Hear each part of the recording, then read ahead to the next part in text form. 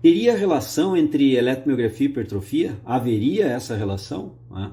Haveria uma relação que um músculo ou um exercício que gera maior sinalização eletromiográfica leva a maior hipertrofia? Eu sei que meus colegas aí, pesquisadores, professores, todos falam que não, né? Uma coisa é uma coisa, outra coisa é outra coisa. Que pelo um ponto de vista, sob uma ótica, eu concordo em gênero, número e grau com eles. Porém, todavia, entretanto, sobre outra ótica eu discordo. E essa discordância que eu tenho dos colegas, embora respeitando, obviamente, sempre, né? A colocação e a opinião dos colegas, eu vou apresentar para vocês vários estudos aqui para defender uma tese de que, no meu entendimento, existe sim uma relação indireta entre eletromiografia e hipertrofia, tá? Então, beleza, todos os estudos que eu vou apresentar aqui, Mari, estão no Treino em Foco, tá? Aonde no Treino em Foco? Você tem que ir na Escola Treino em Foco. O que é a Escola Treino em Foco? É onde nós temos os nossos cursos em EAD e temos o Treino em Foco Play, que é a nossa plataforma de formação continuada e aprofundamento profissional, que tem os alunos que assinam essa plataforma, chamada Treino em Foco Play, e fazem uma formação continuada conosco do Treino em Foco, onde nós todo mês publicamos 2 cursos novos e hoje temos 45 cursos lá disponíveis para a galera, tá? Então é escola.treinoemfoco.com.br, tem todos os nossos cursos lá, não estou dizendo para vocês ir lá para comprar curso, não é isso, tá? Mas vocês vão lá e procurem o grupo de estudo, lá dentro da escola.treinoemfoco.com.br, procura lá grupo de estudo, é gratuito, não precisa entrar em grupo de Instagram, marcar alguém no Instagram, não precisa entrar em grupo de Telegram, não precisa nada, é gratuito, vai lá, todos os artigos que eu vou apresentar aqui estão lá organizados por pastas, que o Caio organizou, muito bem organizado por pastas, e vocês terão acesso a todos os artigos, tá? Pode baixar os artigos, ver as pastas, baixar todos lá. Tem os que eu vou apresentar aqui muito mais, tá? Então vamos lá, galera. Existe uma relação entre eletromiografia e hipertrofia? Existiria essa relação? Bom, como eu disse, é contundente e quase que consensual ou consensual. Nós, profissionais de educação física, os pesquisadores, professores, o pessoal que estuda mais, dizer que não existe relação nenhuma, né? Não existe qualquer tipo de relação entre eletromiografia e hipertrofia. Divirjo. Vou trazer para vocês uma opinião. Mas eu entendo a opinião dos colegas e respeito. Primeira coisa, eu respeito a opinião dos colegas e entendo. Está baseado na seguinte situação. Vejam bem aqui, ó. Por que essa relação, né? Qual a relação do sinal eletromiográfico com a hipertrofia? Olha bem, é uma resposta neuromuscular aguda, ou seja, o sinal eletromiográfico, que eu botei amarelinho aqui, ó, ele é uma resposta neuromuscular aguda à contração muscular. É aquela mudança de polaridade da membrana da fibra muscular que gera um potencial de ação, que gera uma despolarização da membrana, gera um campo elétrico e isso é captado pelos eletrodos do eletromiógrafo. Ou seja, quanto mais houver despolarização da membrana das fibras musculares, maior será a captação desse campo elétrico gerado e maior será a amplitude do sinal eletromiográfico, mostrando que tem mais músculo trabalhando. Qual o regime que esse músculo está trabalhando? Se é um regime de trabalho que conduzirá a um processo hipertrófico, ou é um regime de trabalho muscular que não conduzirá ao trabalho, ao ganho hipertrófico, essa é outra discussão. Mas a resposta neuromuscular aguda do músculo, vista pelo sinal eletromiográfico, é o que capta a eletromiografia. Então a eletromiografia é uma resposta neuromuscular aguda, na hora, naquele momento. Isso quer dizer agudo, na hora, naquele momento. E a outra, a hipertrofia, é uma adaptação crônica morfológica do tecido muscular. Ou seja, eu estou aumentando, agregando actinas e miosinas, proteína ao meu músculo. E isso nós sabemos que vai cronicamente, e não agudamente, né, na linha do tempo, através do tempo, aumentando a espessura muscular, aumentando a agregação de proteína no músculo, aumentando o tamanho muscular, que nós chamamos de hipertrofia. Então vejam bem, por esse ponto de vista, não haverá relação, porque a eletromiografia é uma resposta neuromuscular aguda, naquele momento. A outra é uma adaptação crônica morfológica, que é multifatorial, depende de vários fatores, por isso multifatorial. Agora, vejamos o seguinte, a eletromiografia ela nos mostra o quê? Ela nos mostra o acionamento muscular, certo? Quanto maior o acionamento muscular, mais músculo envolvido eu tenho. Quanto menor o acionamento muscular, menos músculos envolvidos eu tenho num determinado exercício, numa determinada regime de contração muscular. Agora vamos pensar o seguinte, ó. Se eu tiver pouco músculo envolvido e fizer uma otimização do estímulo hipertrófico, ao longo de 10 meses, talvez eu hipertrofie muito pouco, porque eu otimizei o trabalho hipertrófico, mas eu tenho trabalhando com exercícios que recrutam muito pouco da musculatura. Ao recrutar muito pouco da musculatura, mesmo que eu otimize o estímulo hipertrófico, eu não vou ter um ganho muito significativo hipertrófico. Por quê? Porque os exercícios que eu selecionei não ativam de uma forma otimizada também a musculatura. Começa a pensar assim. Eu vou defender essa ideia. Vocês podem depois, no final da live, divergir completamente de mim. Mas entendam a ideia. Abram a mente para entender a ideia. Ao passo que se eu fizer um estímulo hipertrófico, um treinamento hipertrófico, com um estímulo que talvez não seja o mais ideal, o mais adequado, mas que gere algum grau hipertrófico, mas eu selecionar exercícios que tenham uma boa atividade muscular e coloquem muitos músculos, muitas fibras, muitas unidades motoras a atuar, mesmo que eu não tenha um estímulo hipertrófico crônico ao longo do tempo muito significativo ou mais correto, otimizado, talvez eu tenha um ganho hipertrófico razoável. Por quê? Porque eu tenho muito músculo atuando, mesmo que o estímulo não seja muito grande. Cada um desses muito músculos tendo um pouco de hipertrofia, no geral eu posso obter uma hipertrofia razoável. Então essa é a primeira ideia para a gente pensar assim, será então que quando eu vejo que um exercício está ativando muito mais um determinado músculo, isso não me leva a crer que se eu otimizar o processo de estímulo hipertrófico, como eu tenho muito do músculo sendo ativado ali, eu não teria cronicamente ao longo do tempo, pelo menos em tese, em teoria, uma maior hipertrofia? Fica essa pergunta e vamos desenvolver a live curso de hoje, tá? Essa é a ideia aí. Vamos embora. Então, um é uma coisa, outra é outra coisa. Agora eu tentei trazer uma relação entre um aspecto e outro, ok? Olha só, fatores que explicam a heterogeneidade das adaptações hipertróficas entre os sujeitos. Bom, quando a gente vai falar de hipertrofia, galera, assim, não existe homogeneidade. Porque o gênero interfere no ganho hipertrófico, a idade, devido a questões hormonais, interfere no ganho hipertrófico. O próprio nível de atividade física ou de exercício físico desse cliente, dessa pessoa, desse indivíduo, vai interferir na velocidade e nos ganhos hipertróficos dele. O status de treinamento prévio. Se o cara já consegue treinar com intensidade elevada, ele se aproxima do estímulo mais adequado para a hipertrofia. Estou falando intensidade com volume também, tá? Volume de carga. Agora, se esse cliente não consegue trabalhar com uma intensidade muito elevada, talvez ele não consiga ainda projetar um estímulo otimizado para a hipertrofia dele. O status endócrino do indivíduo, o comportamento hormonal, a gente sabe que tem uma influência muito grande. O comportamento anabólico, inflamatório, como o corpo dele responde a esse processo, de forma individualizada, vai pesar no processo e nos ganhos hipertróficos ao longo do tempo, ou seja, cronicamente. A ingestão de alimentos, particularmente de proteínas, do que adianta eu fazer uma otimização do treinamento hipertrófico e ter uma carência na ingestão de alimentos proteicos? Vai dificultar muito o meu processo hipertrófico e talvez até não ocorra, mesmo que eu tenho um estímulo otimizado à hipertrofia. A variabilidade individual, a genética, a epigenética do indivíduo interfere fortemente na resposta hipertrófica, assim como o volume de treinamento. E aí depende muito do status de treinamento para treinar com volume alto. O que é volume de treinamento que eu estou colocando aqui? A quilagem que o indivíduo levanta no determinado exercício, vezes o número de séries, vezes o número de repetições. Isso aqui já está batido aqui no Instagram, né? Todo mundo fala sobre isso, beleza?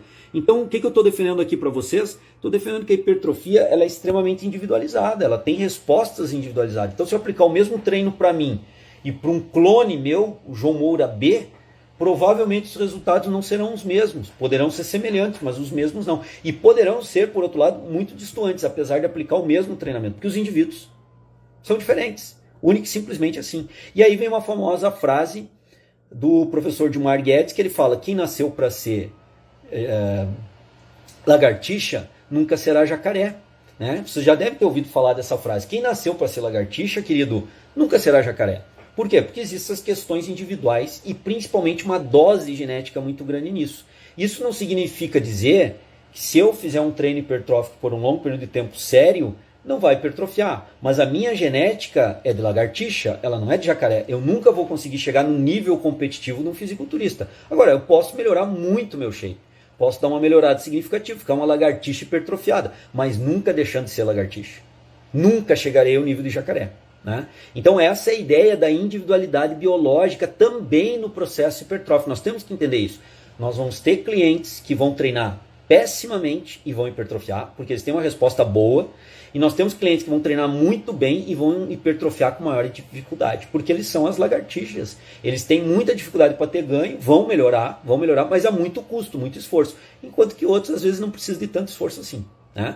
E a gente sabe disso. Quem está no front, quem está aí treinando na academia, passando treino para a galera, observando, monitorando, sabe disso. O que eu estou falando aqui eu não preciso nem referenciar na literatura científica, porque sabe que isso acontece. Agora eu vou referenciar na literatura científica. Vamos lá. Então isso que eu estou falando aqui, certo? Se expressa de uma forma mais adequada aqui, ó, fatores de treino agora que geram hipertrofia. Então, quando eu falo em otimizar o treino, o que eu falo? Ter uma tensão muscular e uma magnitude adequada. Particularmente, eu tenho que pensar em quilagem e amplitude de movimento, duas variáveis agudas aí de controle de carga de treinamento que vão gerar a tensão muscular e a magnitude dessa tensão muscular. Eu preciso ter isso para o meu treinamento hipertrófico. Microlesão tecidual na fase excêntrica. Até recentemente saiu um trabalho aí mostrando que parece que a fase excêntrica não é tão importante quanto a gente imaginava. Mas, de qualquer forma, mantenho ainda essa visão, né? Que a microlesão também é um ponto, se não tão importante como nós pensávamos, talvez ainda um ponto que agregue, né? Então, o grau de microlesão que eu consigo produzir pensando em fase excêntrica é importante. O time under tension, TUT, né? O tempo sob tensão, a cadência do movimento tem que ser controlada para eu obter uma otimização da hipertrofia. O estresse metabólico, a isquemia, que eu vou trabalhar pensando no TUT, na cadência, nas repetições, na série, principalmente nos intervalos que eu vou projetar, eles vão gerar um maior ou menor estresse metabólico devido à isquemia local muscular. E a gente sabe, tem estudos mostrando que isso é um fator também importante no processo hipertrófico. E a produção local, né, em geral, aí de hormônios, com os receptores, né, número de séries, a ordem dos exercícios e a carga que eu vou colocar geral da sessão de treino tem relação com esses hormônios. Então vejam bem, eu tenho fatores individuais que interferem na hipertrofia e eu tenho fatores de carga de treino que interferem na hipertrofia. Isso nós controlamos. A partir desses dados e de alguns outros, nós podemos otimizar o treinamento hipertrófico do cliente, ok? Mas, não esqueçam, existem fatores de individualidade biológica aqui, de gênero, de idade, que vão interferir na resposta hipertrófica, para melhor ou para pior. O que seria melhor? Uma resposta hipertrófica mais rápida com um estímulo talvez não otimizado. O que seria pior? Uma resposta hipertrófica mais lenta, mesmo se tendo um estímulo de treinamento otimizado para hipertrofia muscular. Ok? Vocês me seguem até então, eu estou começando a caracterizar uma situação aqui para vocês, tá? Agora vamos lá. Tá, mas João, o que tu está falando tem respaldo científico? Quem está no front trabalhando sabe que isso acontece. Tendo ou não tendo resposta científica lá, o cara sabe, cara, isso acontece. Eu tenho um cliente que eu faço um treino muito bom para ele, há 1 ano e meio esse cara respondeu pessimamente, se alimenta bem, dorme bem, descansa bem, mas não responde bem ao treinamento hipertrófico. Ao passo que eu tenho outro cliente que eu faço um treino bom, mas ele não treina bem, ele é meio matão de treino e tal, mas responde muito bem ao treinamento. E eu não estou colocando aqui clientes com uso de esteroides, tá? Clientes limpos, ok? Então quem está no front sabe que isso acontece. Mas tem respaldo na ciência? Tem. Então vamos dar uma olhadinha aqui o que eu posso respaldar essa fala na ciência, tá? Vamos lá. Vamos trocar aqui, ó. Olha só esse estudo aqui que legal, ó. João Nunes na área, hein? Grande pesquisador brasileiro, tá? E outros pesquisadores, Edilson Cirino, outro monstro, né? Então a galera que não leu nada do Edilson Cirino ou do João Nunes aí tem que rever as referências de leitura que vocês estão usando. Olha só, responsividade, né? Da massa muscular, do ganho de massa muscular, seguindo 12 ou 14 semanas de treinamento de resistência em mulheres idosas. Então o que eles fizeram? Eu coloquei aqui algumas características do estudo, que eu não vou detalhar aqui, mas em 12 semanas eles monitoraram o ganho hipertrófico e em 24 semanas também. Aplicaram uma intervenção de treinamento hipertrófico para senhoras idosas, ó. Nós vamos puxar ferro também. Lembrando que isso aqui é uma live curso e eu estou pegando material de um curso que eu já ministrei, aonde eu detalhei e aprofundei mais isso. Aqui eu estou trabalhando de uma forma mais rápida aqui na nossa live curso, tá? Então o que nós temos aqui? Ó? Eles usaram o DEXA, que é um aparelho que escaneia o corpo para ver a densitometria óssea, mas também nos fornece percentual de gordura, massa gorda e massa muscular. Então eles mediram a massa muscular pelo DEXA. Não é muito comum, mas os trabalhos do Cirino também na área de cineantropometria usam muito o DEXA, e ele aplicou aqui nesse trabalho, né? A orientação geral aqui do trabalho foi do Edilson Cirino, e quem capitaneou a apresentação desse trabalho, né, a publicação desse trabalho, é o João Pedro Nunes. Ok? Pesquisadores brasileiros vão dar aí moral para a ciência nacional. O que eles encontraram, galera? Olha só aqui, ó, no eixo vertical, ó, ganhos de massa muscular em quilograma, tá? Cada linha que vocês estão vendo aqui é uma vovó, certo? Então, ó, esse estudo aqui foi trabalhado 12 a 24 semanas com vovós, ganho de hipertrofia com vovós. O que eu quero chamar a atenção? Aqui a linha base, ó. Deixa eu botar o mouse. Aqui quando elas partiram do zero. Então, aumentaram ganhando hipertrofia, né? Cada linha é uma vovó. Então, vocês podem perceber que esses triângulos pretos aqui, ó, são vovós que responderam muito bem ao protocolo de treinamento. Tiveram ganhos hipertróficos gerais, medidos pelo DEXA, bem significativos. Foram as vovós responsers. Elas foram responsivas ao treinamento. Ao passo que o mesmo treinamento, mesmo controle de carga, mesma intervenção com outras vovós, elas tiveram uma responsividade muito baixa, que ela não chegou a superar o erro típico da medida do DEXA. Ou seja, essas vovós aqui a gente não tem certeza se elas responderam significativamente com o processo hipertrófico. Então, ó, falso responser. Falsa responsividade porque não superaram o erro típico da medida do DEXA para massa muscular. Porém, todavia, entretanto, depois de 12 semanas e depois de 24 semanas, olha aqui, ó, isso aqui são outras vovós. Houveram outras vovós que, ao invés de, com o protocolo de intervenção de treinamento, ganhar massa muscular, de uma forma até bem expressiva, outras vovós perderam, diminuíram a massa muscular com a intervenção do treinamento. Então, o que é isso aqui, galera? Individualidade. Tem vovó que tem maior responsividade, tem vovó que responde não muito bem e tem vovó que responde pessimamente, a ponto até de ter sobrecarga exagerada aqui e diminuir a taxa de massa muscular na intervenção, saindo da semana 0, 12 semanas depois, 24 semanas depois. Então, o que eu falei da individualidade biológica tem resposta na ciência? Tem. O primeiro trabalho que eu trago é esse do João Pedro Nunes, beleza? Seguindo em frente, tem mais trabalho? Olha esse aqui. Variabilidade do tamanho muscular e força. Variabilidade do ganho de força e tamanho muscular após treinamento de resistência unilateral. Qual era o treinamento de resistência unilateral? Flexão de cotovelo, tá? Chama atenção, dá uma olhadinha no tamanho da amostra desse trabalho. 342 mulheres, 243 homens, de 18 a 40 anos. É gente pra caramba, tá? Aplicaram um protocolo de treinamento específico, esse trabalho do Rumbal aqui, liderado pelo Rumbal e colaboradores, Mônica Rumbal. E o que eles encontraram nesse trabalho? Numa intervenção de treinamento com gente, um número expressivo na amostra, tá? Sem detalhar muito a metodologia, porque aqui não dá tempo. No curso que eu gravei lá no Training Foco Play, eu detalho. Olha aqui, ó. O que é isso que nós temos aqui, ó? Sujeitos, o número de sujeitos, o percentual do número de sujeitos. E na linha horizontal, nós temos o change, a mudança da área de secção transversa do bíceps braquial. Isso aqui é hipertrofia, galera. É uma medida hipertrófica. Então, o percentual da mudança. Em preto, a coluna preta é homens, e em branco, a coluna branca é de mulheres. O que a gente percebe? Que a maioria dos indivíduos amostrais aqui tiveram ganhos na ordem de 10 a 20% na espessura do bíceps braquial com a intervenção do treinamento. Houveram outros indivíduos, um número menor, lembra que aqui ó, vai diminuindo o número, né, de pessoas, com um número menor que tiveram ganhos de 25, 30, 35, 40, teve gente que chegou a ter 45, 50, 55% de ganho hipertrófico na espessura do bíceps braquial, certo? Olha aqui do outro lado. Houveram pessoas que tiveram, tanto homens quanto mulheres, lembrando que homens é preto e em branco, aqui, coluna branca é mulheres, que tiveram ganhos de somente 5%. E houveram pessoas que não tiveram nem ganho, zerou, não teve ganho. E houveram pessoas que perderam com a mesma intervenção de treinamento, houveram pessoas que perderam massa muscular. O que eu estou mostrando para vocês, galera? Individualidade biológica na responsividade hipertrófica. De quantas pessoas? 342 duas mulheres e 243 homens. Para mostrar que esse estudo é um estudo que mostrou com uma amostra muito grande. E tem um estudo, voltando aqui, do João Nunes, né, com as vovós, nas quais mostrou que umas respondem muito bem, outras respondem muito mal ao processo hipertrófico. Mesma intervenção de treinamento, não é intervenções diferentes, são as mesmas intervenções do treinamento. E esse outro estudo mostra a variabilidade, tanto o ganho de força quanto o ganho de massa muscular, de tamanho muscular, com o treinamento de rosca de cotovelo no plano inclinado, rosca Scott aqui com peso livre. Tá? Essa foi a intervenção do treino. João, tem mais para mostrar a variabilidade individual? Tem. Outro trabalho aqui, ó, do Felipe Damas, vamos valorizar a ciência nacional.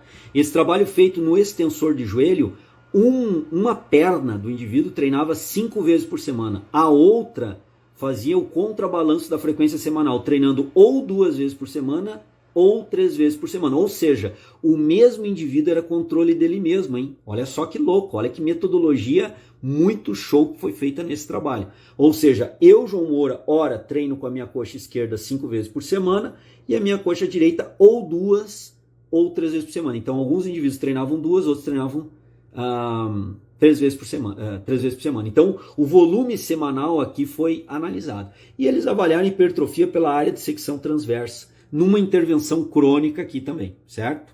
Com 8 semanas de treinamento nesse estudo. O que mostrou o resultado do estudo? Vamos lá, olha só. Aqui, galera, nós temos, ó, mudança na área de secção transversa. Isso aqui, então, é hipertrofia, certo? Olha o percentualzinho ali, ó. Então, eu tenho o percentual do ganho hipertrófico aqui. O que vocês têm? Esse gráfico, esses dois gráficos em espaguete, particularmente esse aqui, que é da hipertrofia, tá? Tá mostrando cada indivíduo. Então, olha aqui, ó. Olha aqui embaixo, ó. Alta frequência de treinamento. Treinou 5 vezes na semana a coxa. E a outra coxa desse cara treinou com baixa frequência de treinamento. Ou 2 vezes por semana, ou 3 vezes por semana. Olhem aqui que teve um cara que treinou com alta frequência, ele teve menos ganho hipertrófico do que quando ele treinou com baixa frequência. Esse carinha aqui de cima, ó, essa linha aqui, tá? Quando ele treinou com alta frequência, ele teve menos ganho hipertrófico da coxa, do quadríceps, do que quando ele treinou com baixa frequência de treinamento, 2 ou 3 vezes por semana. Ao passo que nós tivemos, por exemplo, esse cidadão aqui, ó, que teve maior ganho hipertrófico quando treinou com alta frequência semanal e menor ganho hipertrófico quando treinou com menor frequência semanal. Então, olha só, vamos voltar aqui para mim. O que eu estou mostrando agora para vocês? 3 trabalhos científicos mostrando a variabilidade da resposta hipertrófica entre os indivíduos. Teve gente que respondeu muito bem de uma forma, teve gente que respondeu pessimamente de outra forma. Então, o que eu havia comentado antes para vocês, eu estou agora embasando cientificamente nesses estudos. Quer pegar o estudo? escola.traininfoco.com.br. Não precisa marcar ninguém, seguir ninguém, não precisa entrar em grupo de Telegram, é livre, leve, solto, continua livre. Continuas livre, tá? Não precisa fazer nada. Só entra na escola.treinfoco.com.br, busca lá o grupo de estudo Treino em Foco, é gratuito, vai lá e baixa os artigos. Tem vários lá, vários, tá? Vai lá e baixa os artigos. Então, primeiro ponto, existe uma individualidade biológica na resposta. Quem está no front aí treinando sabe disso, e eu acabei de apresentar 3 trabalhos aqui, muito bem estruturados, valorizando inclusive a ciência nacional e mostrando que isso é verdade. João, e na eletromiografia, onde é que tu quer chegar entre isso e eletromiografia e hipertrofia? Calma, eu estou desenvolvendo uma linha de raciocínio. A live curso de hoje é uma linha de raciocínio que eu vou desenvolver com vocês. É uma live curso, eu estou pegando material de um curso que está lá dentro do Treino Foco Play e estou colocando aqui para vocês. Porque eu estou cansado da galera me perguntar isso e eu tenho que responder de uma forma muito superficial e a galera fica criticando ainda. Então eu vou agora embasar tudo que eu estou falando na ciência. E aí, se a galera quiser criticar, continue criticando, mas daí não é a mim, é os trabalhos de pesquisa que estão mostrando isso, tá? Então, vamos seguir em frente. Estou vendo que vocês estão comentando coisas aqui, já tem 2 perguntas aqui do meu lado, mas eu quero fechar esse tópico, eu vou passar para as perguntas de vocês, tá bom? Vou passar para as perguntas de vocês aí também. Então, vamos lá. Aqui nesse estudo também, tá, do Felipe Damas, ele mostra que tem pessoas altamente responsivas ao processo hipertrófico e, de novo, pessoas que não responderam ao processo hipertrófico num treinamento padrão, tá? Num protocolo de intervenção único. Beleza. E na eletromiografia? Esse estudo faz a questão do foco interno e foco externo no aumento da atividade muscular, eletromiográfica muscular, durante o supino, tá? E o que esse trabalho mostra? Ele mostra que o peitoral é altamente ativado no supino, tá? Só que, vejam bem, aqui quando nós vamos analisar aqui o peitoral maior, o trabalho também analisou o deltoide anterior, também analisou o bíceps braquial, vejam bem aqui, ó, média normalizada da amplitude do sinal eletromiográfico, tá? Então o que nós temos aqui é o acionamento muscular, certo? Em 3 grupos que eles fizeram. Sem orientação nenhuma faz o supino, peitoral maior aqui, ó. Peitoral maior, tá? Peitoral maior. Sem orientação nenhuma faz o supino, foca na barra, que é o foco externo, e foca internamente no próprio músculo peitoral. O que eu quero chamar a atenção de vocês? Observem aqui, ó, essa linha preta mais escura, tá? É a média da resposta eletromiográfica do peitoral ao exercício supino, quando eu não dou orientação nenhuma de foco atencional da pessoa. Quando eu peço para o foco ficar externamente na barra, a média de resposta eletromiográfica essa linha preta. Quando eu peço para focar internamente no peitoral maior durante o exercício supino, a linha essa preta é a média, tá? Mas é a média. Eu quero que vocês foquem agora aqui, ó, que existem várias outras linhas. Cada uma dessas linhas aqui são indivíduos que fizeram parte do estudo. É um indivíduo representado nessa linha. É a amplitude do sinal eletromiográfico individualizado de cada sujeito que foi pesquisado. Então vejam bem aqui, ó, que para a média de acionamento do peitoral maior, houveram esses sujeitos que têm essas linhas acima da média que tiveram um acionamento melhor, mais aprimorado do peitoral maior. Ao passo que essas linhas abaixo da linha maior, da média, foram pessoas, isso aqui são pessoas, são nossos clientes, isso aqui não é somente um indivíduo amostral.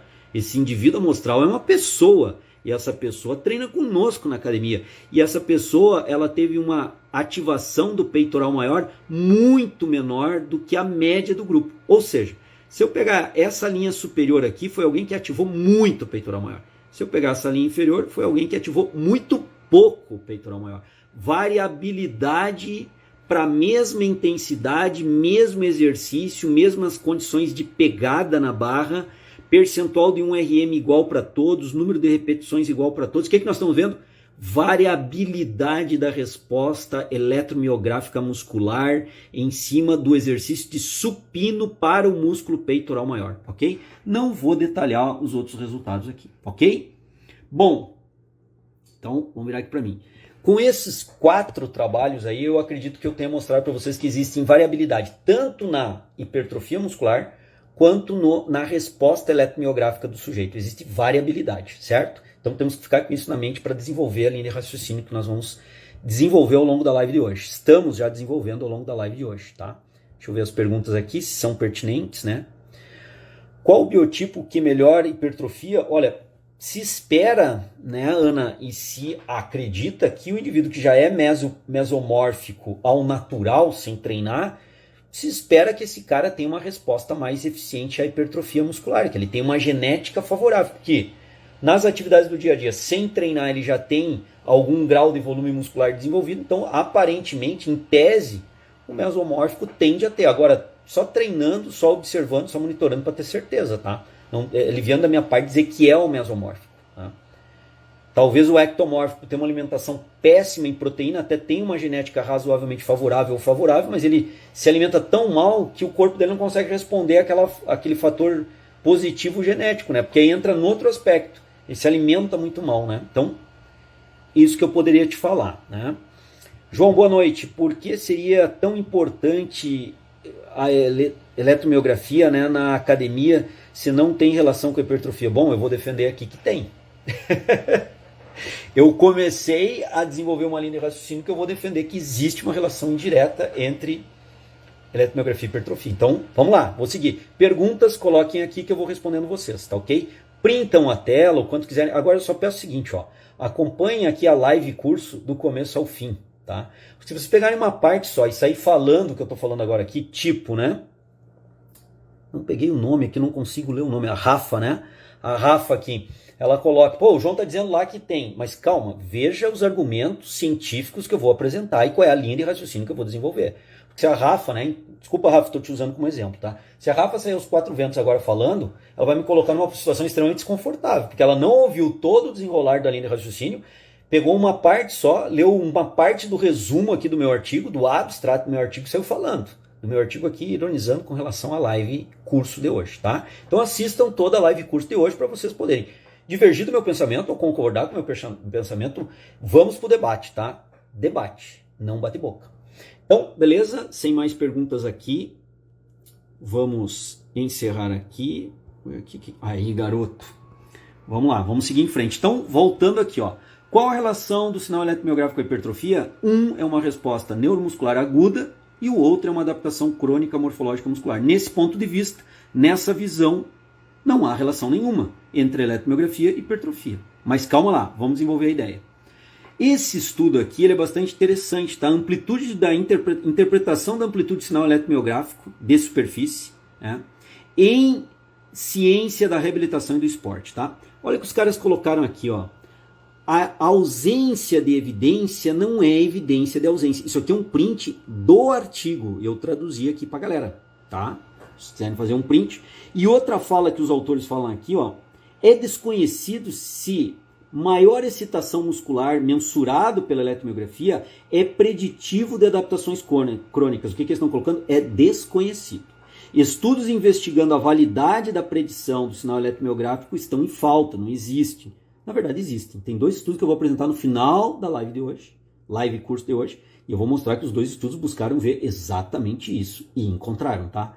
E aqui o mais importante nessa argumentação aqui do Vygotsky é o que? A ausência da evidência não é a evidência da ausência. Muito cuidado.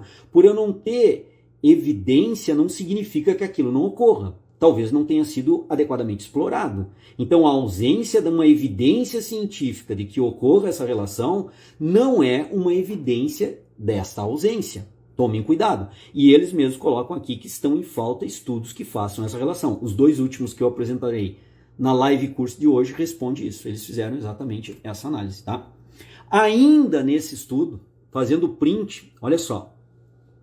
A justificativa para que o sinal eletromiográfico, amplitude de sinal eletromiográfico, seja capaz de predizer hipertrofia, poderá ser que, olha bem o que eles falam aqui, ó, maior amplitude de sinal eletromiográfico implica em maior excitação muscular, o qual implica em maior síntese de proteína muscular, e aí o qual implica em maior resposta hipertrófica. Não sou eu, João Moura. Não sou eu, João Moura. É o Vygotsky aqui que está falando nesse estudo publicado. Todos têm lá no grupo de estudo. Olha o que o cara colocou. Vou pegar só essa parte final aqui, ó. Maior amplitude de sinal eletromiográfico implica em maior excitação muscular, o qual implica em maior síntese de proteína muscular, esse MPS aqui, tá? O qual implica em maior resposta hipertrófica. Então, ele está colocando em jogo aqui a síntese de proteína e hipertrofia. A hipertrofia não existe sem excitação muscular. Olha só, como é que eu meço a excitação muscular? Pela eletromiografia, é uma forma. E a hipertrofia existiria sem excitação muscular? Existiria hipertrofia sem excitar o músculo? Né?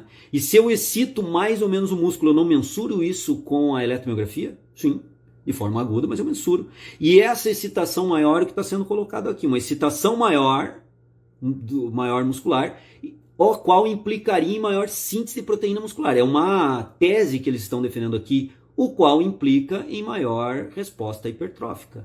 A hipertrofia difere com relação à excitação. Então, eu adequar o estímulo para gerar melhor excitação da fibra, eu posso potencializar essa síntese de proteína, é isso que os autores defendem. E potencializando a síntese de proteína cronicamente ao longo do tempo, eu tenho uma maior quantidade de músculo ativado, fazendo uma boa ativação dessa musculatura, uma estimulação adequada, eu teria cronicamente ao longo do tempo maior hipertrofia. Não sou eu que estou falando, são os autores aqui, Vygotsky, liderando aqui esse trabalho que vocês vão ter acesso, tá? Só ir lá no Escola Treino de Foco. Olha só o que colocaram aqui. Até se a amplitude do sinal eletromiográfico fosse validade como substituto da síntese de proteína muscular, isso aqui, ó, até onde sabemos não foi realizada, não necessariamente seria um preditor do resultado hipertrófico. Então, olha só, eles defendem que pode existir, mas não existem confirmações. Então, vejam bem, já existe a literatura levantando a suposta situação de que possa existir, ok? E eles colocando que quanto mais eu excito o músculo de forma adequada, eu posso produzir uma maior síntese de proteína muscular e isso cronicamente ao longo do tempo. Se eu mantiver essa estimulação adequada, como eu tenho mais músculo envolvido, eu teria, em tese, uma maior hipertrofia no final. Se eu tiver pouco músculo envolvido, eu teria, em tese, uma menor hipertrofia, porque eu estou estimulando menos músculo do meu bíceps braquial, menos unidades motoras do meu bíceps braquial, né? Então, essa é uma relação. Vejam que a literatura já começa a apontar algumas situações. Vou evoluir aqui, para nós começarmos a chegar em pontos mais específicos agora, tá, galera? Que acredito que vai deixar mais clara a minha fala aqui. Então, todos os trabalhos aqui vocês vão encontrar na escola.treinfoco.com.br. Galera, tem uma carrada de estudo falando de foco interno e foco externo, tá? Nós já apresentamos no Treino Foco isso e tal. Bom, o que eu quero mostrar? Esse estudo aqui, ó.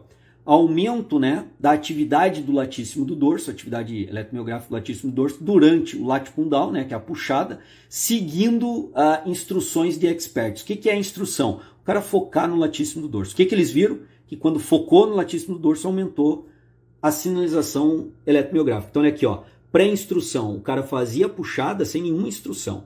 Pós-instrução, a instrução era o quê? Foque no latíssimo do dorso durante a puxada no pulley, ok? O que eles encontraram? Percebam aqui, ó.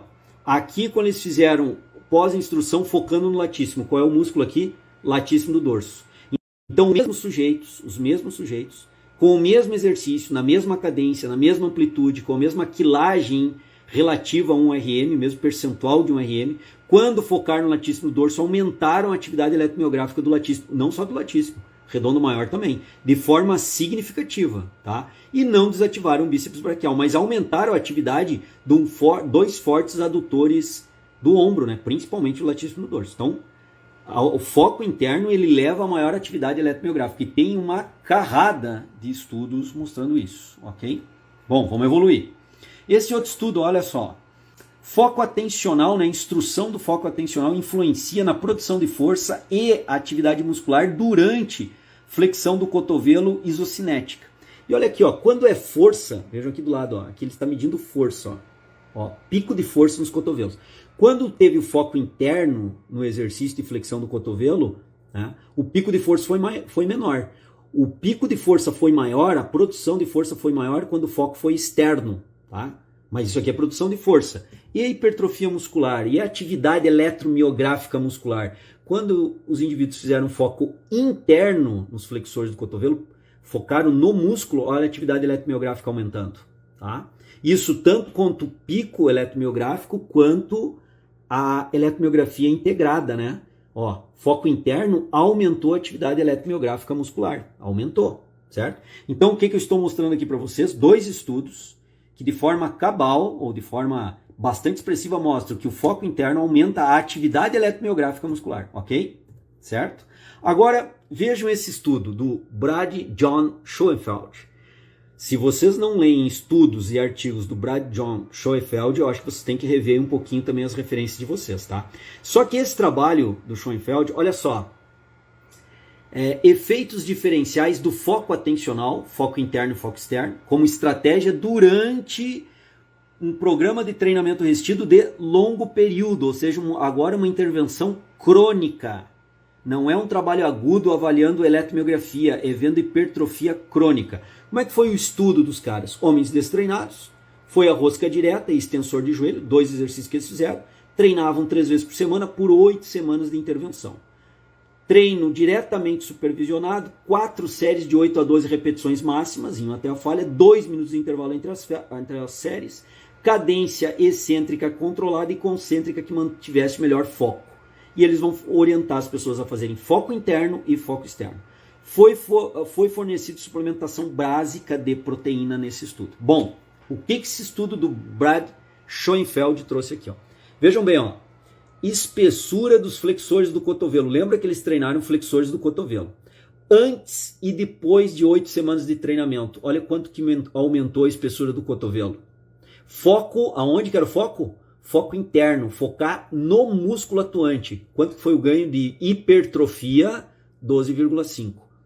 Quanto que foi o ganho de hipertrofia quando se focou externamente na barra, no peso, no dumbbell? Não pensa no músculo, não foca no músculo, pensa no dumbbell. Quanto que foi o ganho? 6,9% de hipertrofia. Opa, para aí, vamos analisar melhor.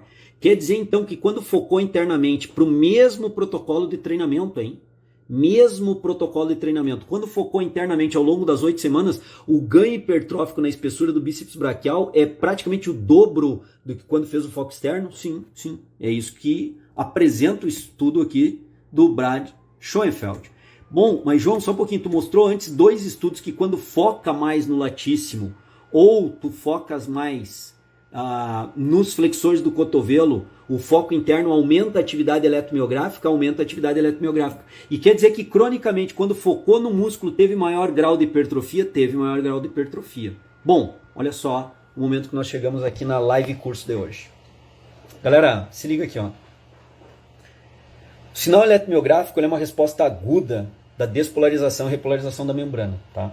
Mas quando se mediu, por 2 estudos que eu acabei de apresentar, a eletromiografia, quando o cara focou no músculo, aumentou a sinalização eletromiográfica, significa que teve mais músculo participando do trabalho.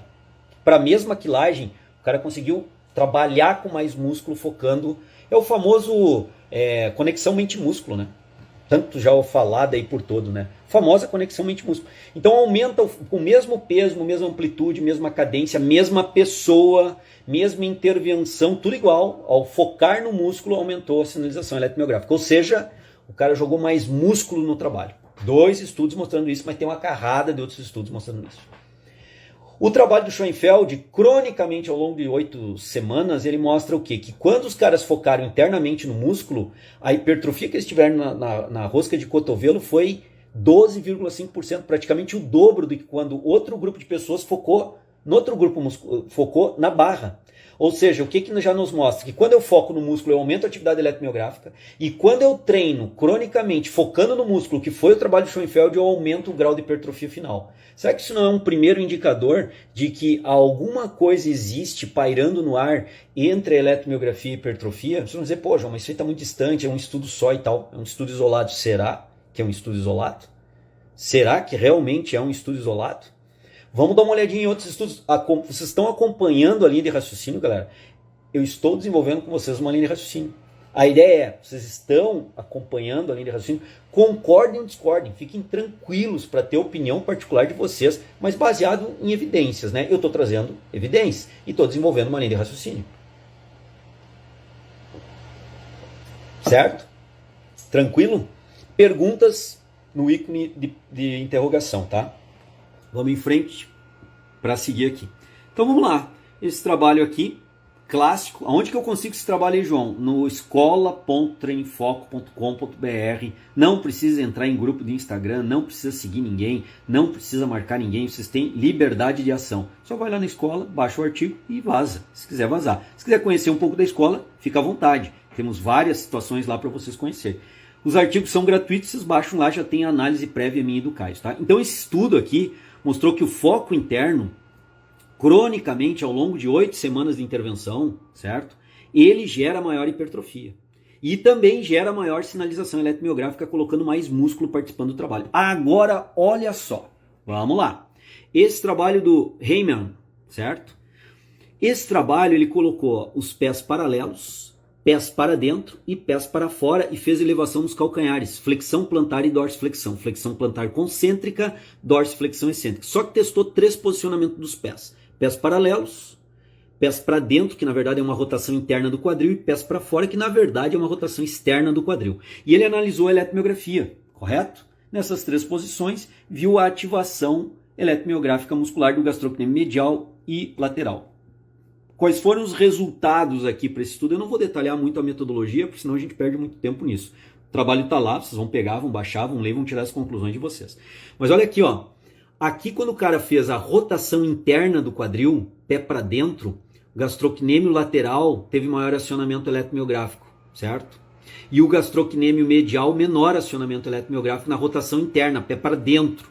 Com o pé para fora, com a rotação externa do quadril, pé para fora, foi o contrário. O gastrocnêmio medial teve maior acionamento eletromiográfico e o gastrocnêmio lateral menor acionamento eletromiográfico. Isso na fase concêntrica do movimento. E na fase excêntrica do movimento aconteceu a mesma coisa, porém a diferença significativa foi só na rotação externa do pé, favorável então ao gastrocnêmio medial. Então pé para fora ativa mais gastrocnêmio medial, pé para dentro, tá? Pé para dentro, a rotação interna ativa mais o gastrocnêmio lateral. Esse é o primeiro estudo, tá? Que apresenta, um estudo de 2011 que apresenta isso para nós. Beleza, João? Mas isso tem respaldo em outros estudos? Tem. Esse estudo aqui do Marcori fez a mesma coisa, e algumas limitações que nós vimos nesse estudo, e os próprios autores expressam as limitações do estudo. Esse estudo do Marcori, ele resolveu as limitações, ele ajustou, ele fez uma metodologia mais enxuta, mais robusta, mais adequada. E ele testou a mesma coisa, olha lá os eletrodos, ó. Gastrocnêmio medial aqui e gastrocnêmio lateral aqui, posicionou os pés paralelos, pés com rotação interna e pés com rotação externa, pé para dentro, pé para fora, ok? Segue a linha de raciocínio. Qual foi o resultado? Ativação eletromiográfica, certo? Qual foi o resultado que ele obteve? Ó, aqui está a metodologia, algumas descrições. Vamos lá. Gastrocnêmio medial, rotação externa, ó, out, para fora. Os pés para fora geraram maior ativação eletromiográfica, ó, percentual da ativação, maior ativação eletromiográfica com os pés para fora, fazendo a flexão plantar e dorsiflexão, a elevação dos calcanhares, o mesmo exercício. Gerou maior ativação do gastrocnêmio medial e menor do gastrocnêmio lateral. Quando, ó, o gastrocnêmio medial aqui, desculpa, né? Foi mais ativo com os pés para fora e menos ativo com os pés para dentro, com a rotação interna, tá? Ao passo que o gastrocnêmio lateral, ele foi menos ativo com os pés rodados para fora e mais ativo com os pés rodados para dentro. Repito, não é o pé que roda para dentro ou para fora, é o quadril que roda externamente, o pé vai para fora, que é aqui, e é o quadril que roda internamente e o pé vem para dentro, ok? E quando o pé vai para fora, gastrocnêmio medial é mais ativado. Quando o pé vai para dentro, pés para dentro, rotação interna, o gastrocnêmio lateral é mais ativado. Opa. Então quer dizer que esse segundo estudo, ele concorda com o primeiro estudo Remian? Sim. Esse segundo estudo do Marcori tem os mesmos resultados de acionamento eletromiográfico do que o primeiro estudo. Tá, João, mas isso é eletromiografia? Sim. Tá aí o trabalho crônico hipertrófico. Ah, é? Então vamos lá de novo para o nosso amigo João Pedro Nunes. Olha só, diferença no posicionamento, né? Diferenças durante o posicionamento do pé, no treinamento dos calcanhares, aqui elevação dos calcanhares induzido, né? Nos gastrocnêmios em regiões específicas ao que ele está estudando aqui? Hipertrofia muscular. Ou seja, ele fez um estudo semelhante ao anterior, tá? Aqui está a metodologia do estudo. Foi feito no leg press, joelho totalmente estendido de forma unilateral. Faziam num perna, a outra perna usava como controle. Muito bem elaborado metodologicamente esse estudo. Trabalhou 3 séries de 20 a 25 repetições. Uma a 3 vezes por semana, 4 a 25, na semana 1 a 3, desculpa, e na semana 4 a 9 treinou 4 séries de 20 a 25 repetições máximas, portanto ia até a falha. Realizava uma perna, ajustava a postura, realizava outra perna após 60 segundos a 90 segundos de intervalo. Então uma perna foi controle da outra, certo? Uma perna treinava com rotação externa, outra perna treinava com rotação interna. Olha o João Nunes aí participando da live. E aí, João, como é que tá? Apresentando teu trabalho aqui, rapaz. Vamos lá, vamos em frente. Se eu falar alguma bobagem do teu estudo aqui, João, por favor, tu me corrija automaticamente aí, tá? Não deixa eu falar bobagem do teu estudo, dos teus colegas, né? Muito bem elaborado. Vale aqui sempre valorizar a ciência nacional. Eu tô sempre falando isso. E os caras são fera. De novo, hein? Edilson Cirino aqui, eu já li algum artigo desse homem e esse homem é monstro. E tá se criando outro monstrinho aqui, ó, João Pedro Nunes. O cara tá virando monstro também. Show de bola, vamos lá. Olha só, o que mais os caras fizeram? Controlaram a amplitude de movimento, a cadência e, olha só que louco, hein? Pediram pro cara concentrar foco interno, né? Esmaga o músculo lá, foco interno. Então, é um dos poucos estudos que eu vi eles já induzindo e controlando o foco atencional do cara durante o exercício. Show de bola, show de bola. Então, esse estudo agora crônico para hipertrofia muscular, o que ele encontrou aqui de resultado, galera? Vamos lá de novo. O que eles encontraram, né? O gastrocnêmio medial, né? Olha lá, ó, pé para fora, né? Olha o gastrocnêmio medial, hipertrofiou mais. E o pé para dentro, olha só o gastrocnêmio lateral, ó, hipertrofiou mais. Opa. Então quer dizer, João, quer dizer o seguinte, que tu apresentaste um primeiro estudo que mostrou que a atividade eletromiográfica com os pés para fora, a rotação externa do quadril, ativa mais o gastrocnêmio medial, e os pés para dentro, a rotação interna do quadril, ativa mais o gastrocnêmio lateral. Isso. E tu apresentou um segundo estudo que concorda com esses resultados. É concordante? Sim, exatamente isso. E quer dizer que aí tu vens agora e apresenta um trabalho crônico de hipertrofia muscular dos gastrocnêmios, testando também os pezinhos para fora, pezinho para dentro. E a hipertrofia também aconteceu similarmente à resposta eletromiográfica apresentada antes. Galera, exatamente isso. A hipertrofia crônica apresentada pelo João Nunes, e muito obrigado pela tua presença aqui, João, tamo junto. Como eu disse, se eu falar alguma bobagem aqui, me corrija aí, cara, por favor, não me deixa, né? Tu é o autor do trabalho, certamente domina muito mais do que a minha leitura, óbvio, né? Isso não vamos nem discutir.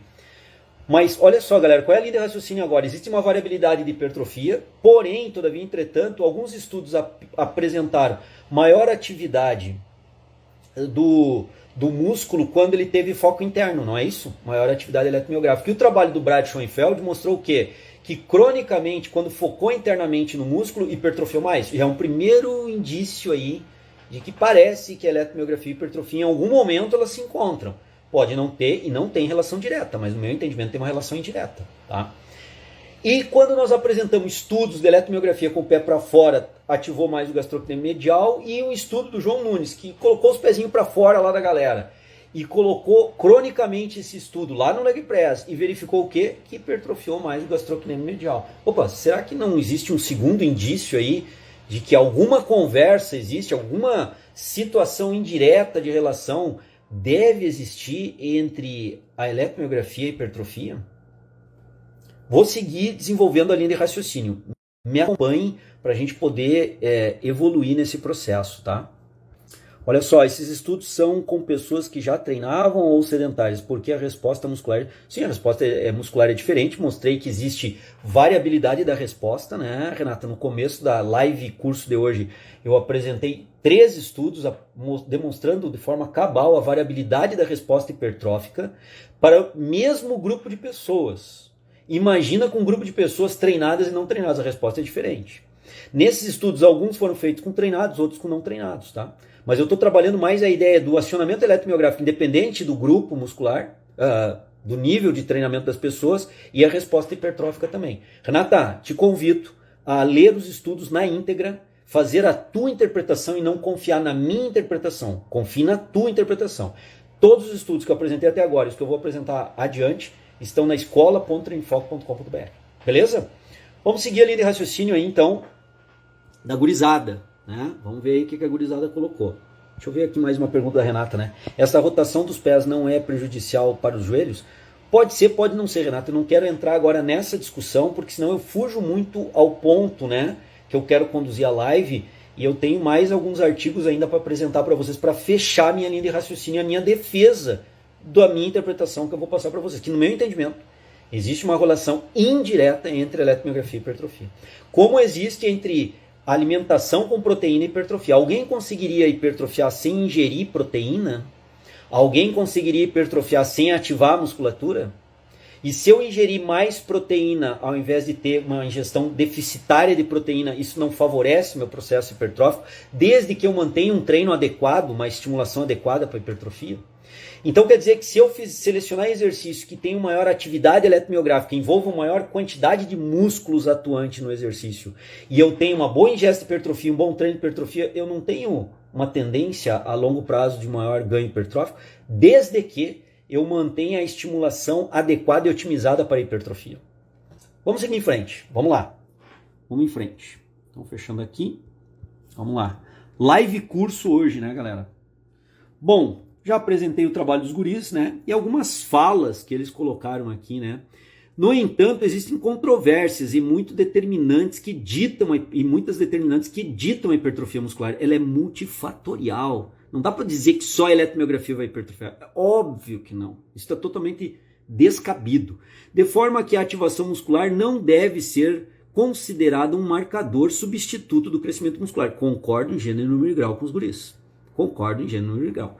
E ainda coloco aqui, ó. Esta é a minha defesa. Se mantida constante as demais variáveis que geram hipertrofia, nutrição, descanso, treino adequado, o diferencial para produzir adaptações crônicas será o quanto de músculo está sendo estimulado. Então, quanto mais músculo estimular de forma adequada, em tese, ao longo do tempo, maior o resultado do hipertrófico que eu vou ter. E como é que eu mensuro se eu tenho mais ou menos músculo sendo ativado? Eletromiografia. Olha o que os guris colocam aqui, né? Isto é, maior ativação é dada, né, na comparativo muscular com outros músculos envolvidos durante o exercício. Olha bem, parece indicar, pelo menos em parte, né, ou em parte muscular ou porção, é mais provável para ser hipertrofiado. Ou seja, o que estão colocando aqui? Que a hipertrofia pode ter uma certa relação com a eletromiografia. Nesse contexto que está sendo colocado aqui, inclusive pelos guris do estudo. Eu fiz um recorte exatamente como foi feito lá, né? Comparativo com outros músculos envolvidos, onde durante o exercício parece indicar, pelo menos em parte, que músculo ou porção do músculo é mais provável ser hipertrofiada quanto maior olha lá, maior a atividade muscular dada e mensurada pela eletromiografia. Sigamos em frente. Olha só, olha só, olha só. E o agachamento? Isso aqui é clássico, hein? Trabalho lá do Caterissano, tá? Trabalho clássico, trabalho antigo, né? O que esse trabalho viu? Ele mostrou que o glúteo máximo, eu vou focar no que interessa, ele fez análise eletromiográfica de outros grupos musculares, tá? Mas ele viu que o glúteo máximo tem uma sinalização eletromiográfica maior, quanto maior a profundidade do agachamento, ok? Então vamos ver o resultado aqui, ó. Quando ele analisa, tá?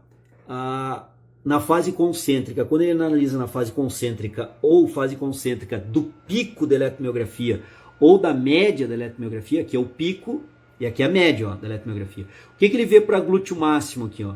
A maior atividade do glúteo máximo, vocês observarem, ó, 16,9% de atividade, parcial 28% de atividade e agachamento a fundo 35% de atividade. Ele fez uma forma bem interessante de medir essa atividade muscular. Vale a pena pegar o estudo na íntegra e estudar, tá? Ele fez uma forma bem interessante de medir a atividade muscular do glúteo.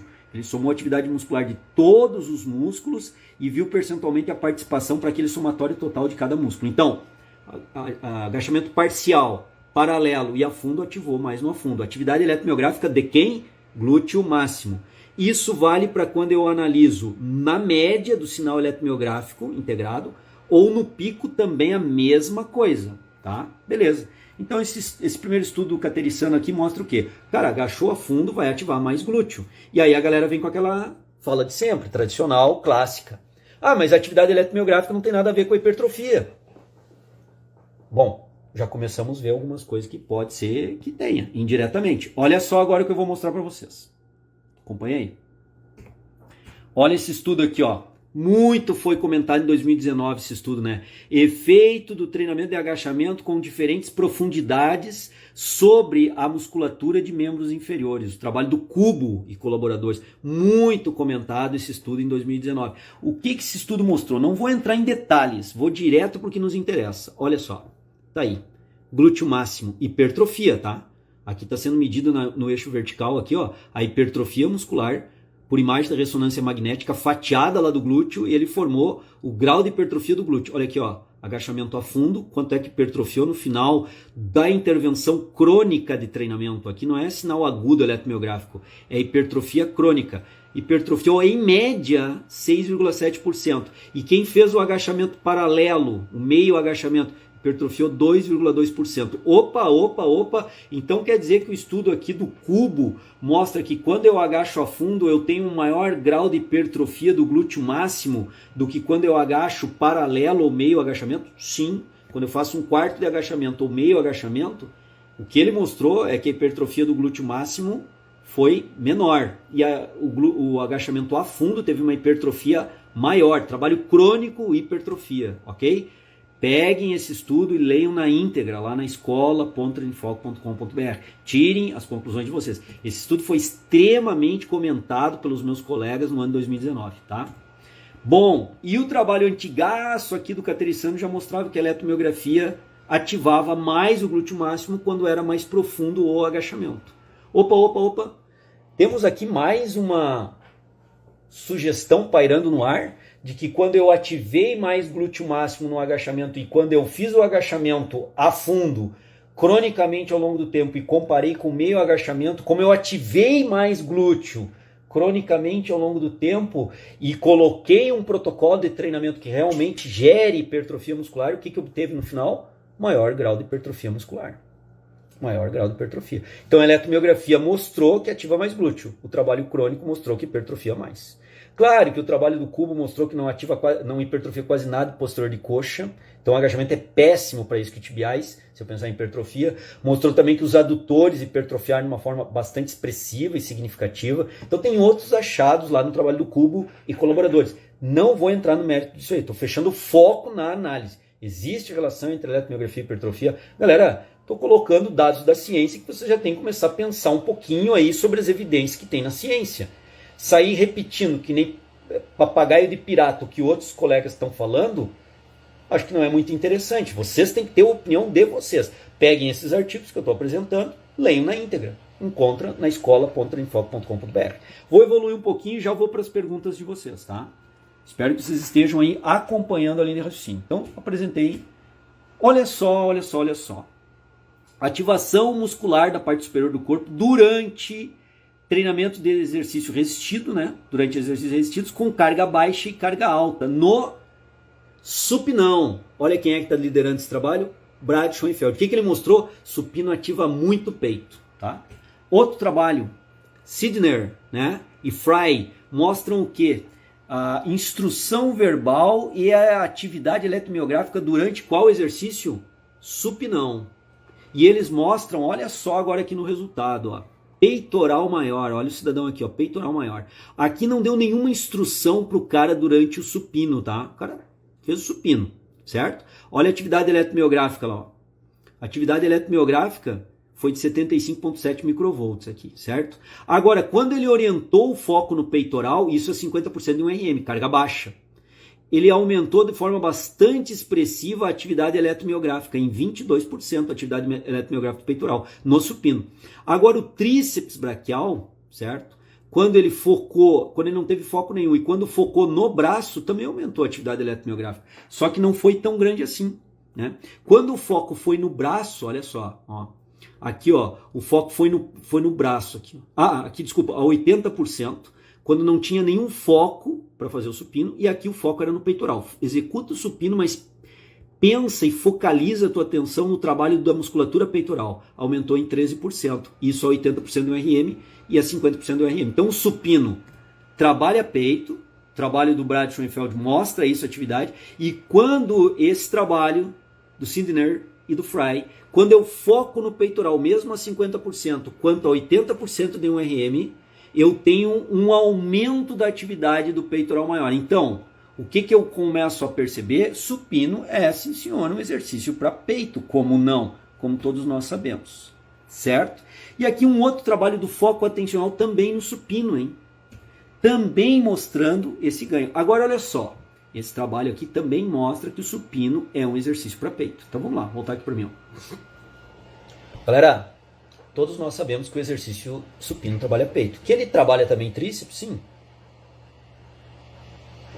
Quando o praticante foca no peitoral, ele aumenta o trabalho do peitoral.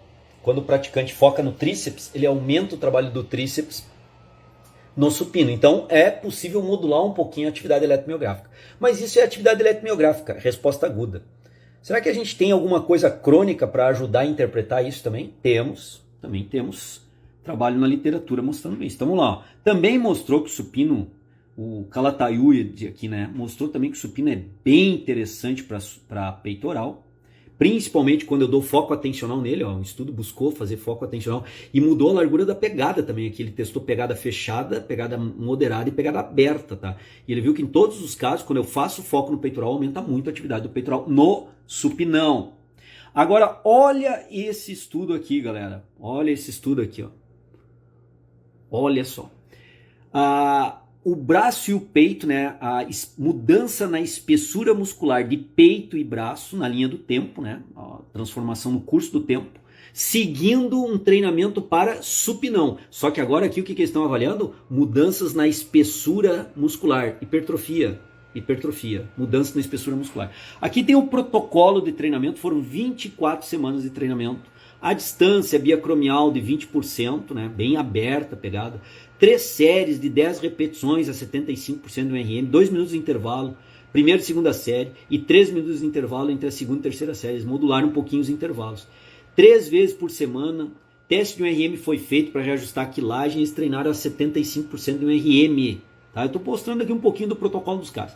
A espessura muscular do PM aqui é o peitoral maior, tá? A medida do peitoral maior, usando o que? O S. O que é o S? Ultrassonografia, foi a forma usada. E eles mediram a espessura do peitoral e do tríceps, aqui eu descrevi como os pontos que eles mediram a espessura muscular. Hipertrofia, crônico, espessura muscular. Qual é o resultado? Vamos lá. Supinão, né? Ó, espessura muscular, certo? Aqui a espessura muscular é de quem? Tríceps braquial. O que eles viram? Que só nessa faixa verde, ao longo das semanas de treinamento, aqui foram 24 semanas, ó, o tempo em semanas. Então, ao longo de 24 semanas, só nesse meio período aqui, olha o bíceps braquial, ó, não gerou hipertrofia nenhuma, ganho de espessura nenhuma ó, do bíceps braquial, e nem é de esperar, né? Supino. Agora, vejam o tríceps braquial, ele levou um pouco o ganho, mas a hipertrofia significativa foi nessa margem verde aqui, somente no período aqui entre quinta semana a 14ª semana. Foi curto o ganho de hipertrofia e não foi muito expressivo, ao passo que o peitoral maior, nesse treino que eu expliquei para vocês e descrevi aqui um pouco da metodologia da intervenção de treinamento, o peitoral maior começou a apresentar resultados hipertróficos significativos já a partir da segunda semana de treinamento e foi o tempo todo crescente. Qual é o exercício? Supinão.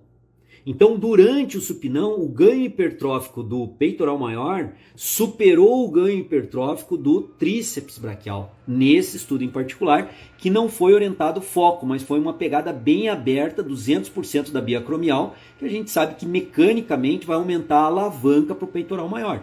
3 séries, 10 repetições, 75% do RM. Os intervalos, está aqui o protocolo de treinamento dos caras, tá? Olha só o que eles colocaram aqui, ó. É importante porque tem sido hipotetizado que níveis de ativação muscular são relacionados a mudanças na síntese de proteína muscular. Opa!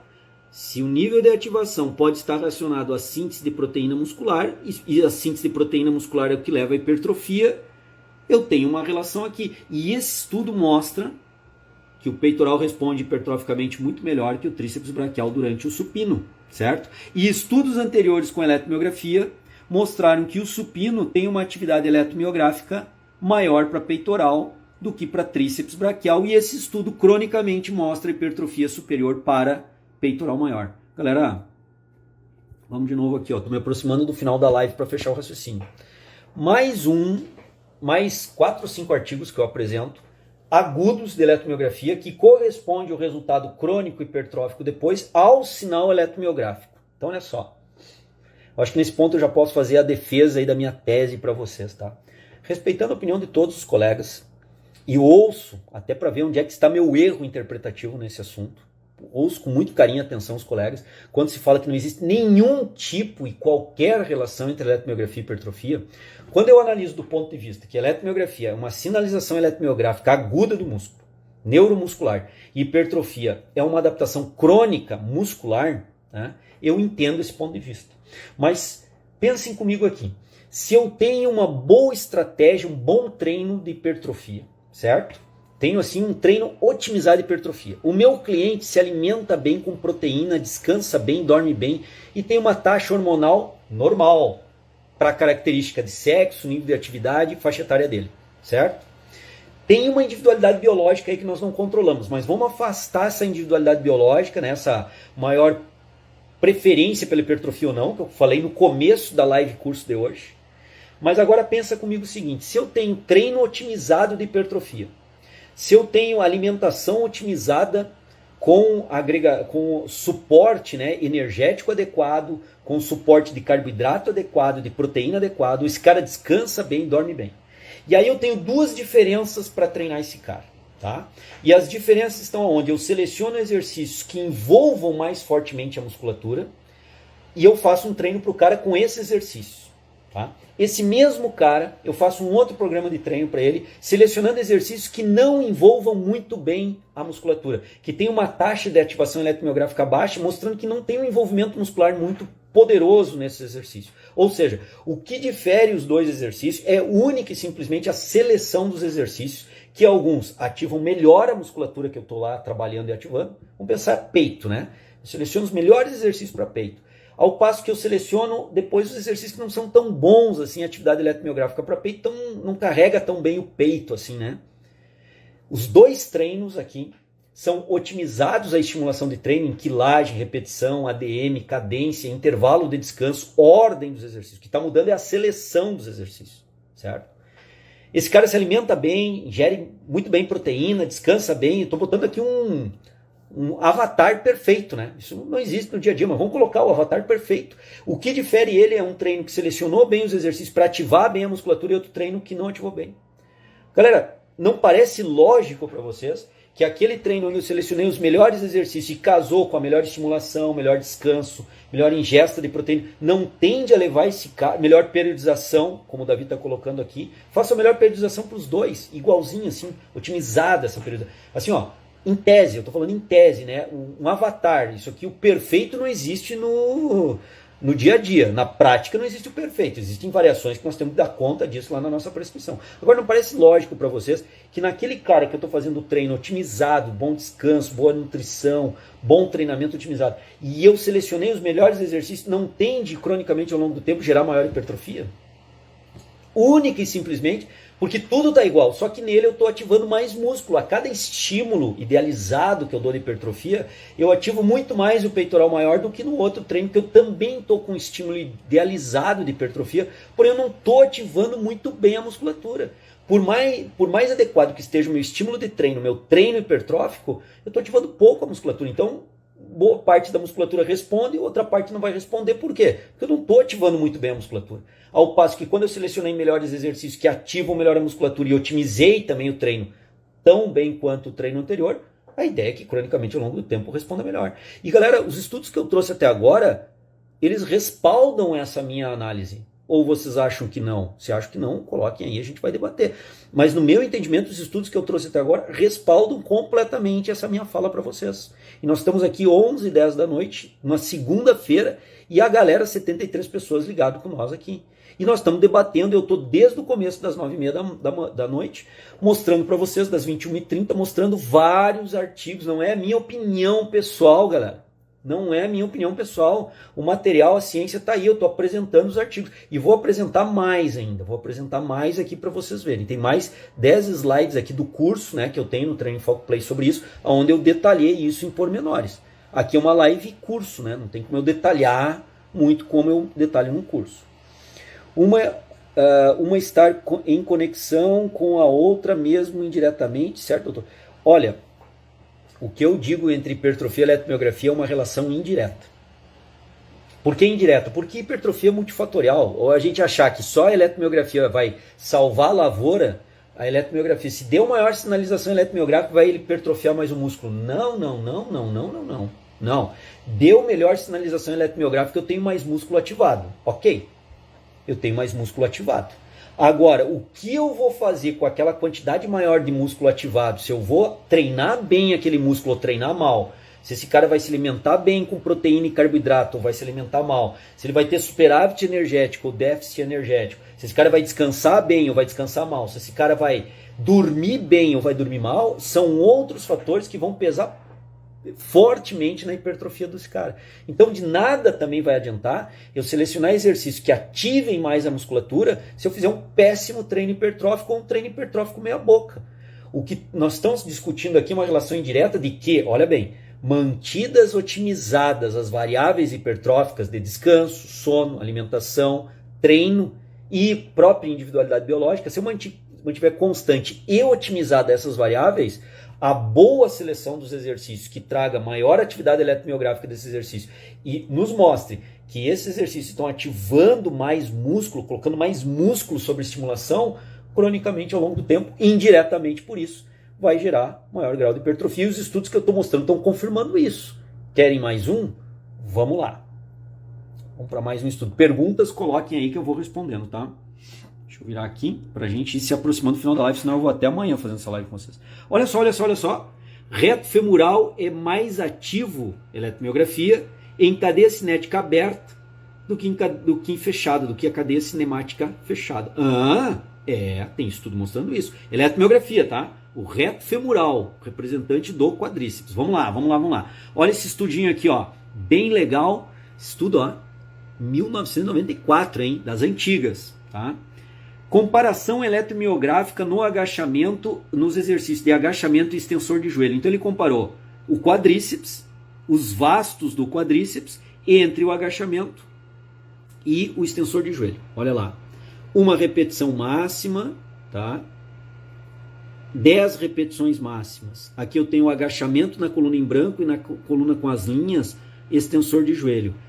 Sinal eletromiográfico por RMS, tá? Olha só o que ele encontrou. Aqui, galera, nós temos, ó, vasto lateral E aqui nós temos vasto medial, eletromiografia do vasto lateral e do vasto medial.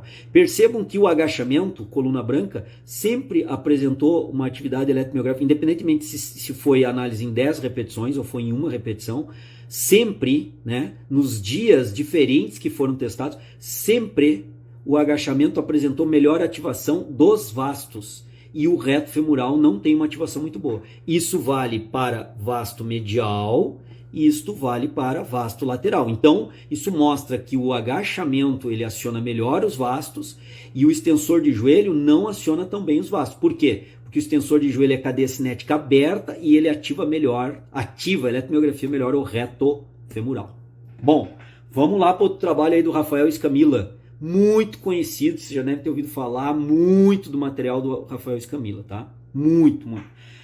Então vamos lá, ele fez uma análise eletromiográfica, né, em cadeia cinética aberta e fechada aqui dos exercícios, do leg, do agachamento, extensor de joelho, analisou também variáveis biomecânicas, estresse articular, força de cisalho, e aí vai, tá? Então ele usou plataforma de força, célula de carga, câmeras para fazer a análise cinemática, goniômetro para controlar, balizar a velocidade de execução. Foi assim um trabalho muito bem executado, é um trabalho antigo altamente citado até hoje, né? Um trabalho aqui de 98, ó, do Rafael Escamilla como líder, né?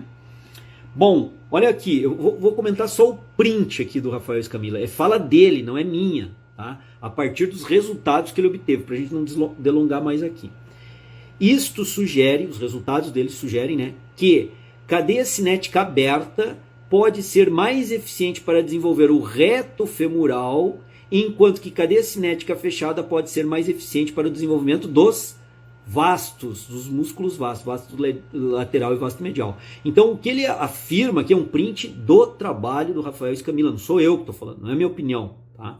Mas esse print aqui mostra que ele, no estudo clássico de 98 dele, já mostrava, entre vários outros resultados, que a cadeia cinemática aberta e o extensor de joelho ativa mais o reto femoral, enquanto que os cadeias cinemática fechada com agachamento e leg ativam mais os vastos. E olha o que ele coloca. Isto sugere que a cadeia cinética aberta pode ser mais eficiente para o desenvolvimento muscular do reto femoral. Desenvolvimento muscular.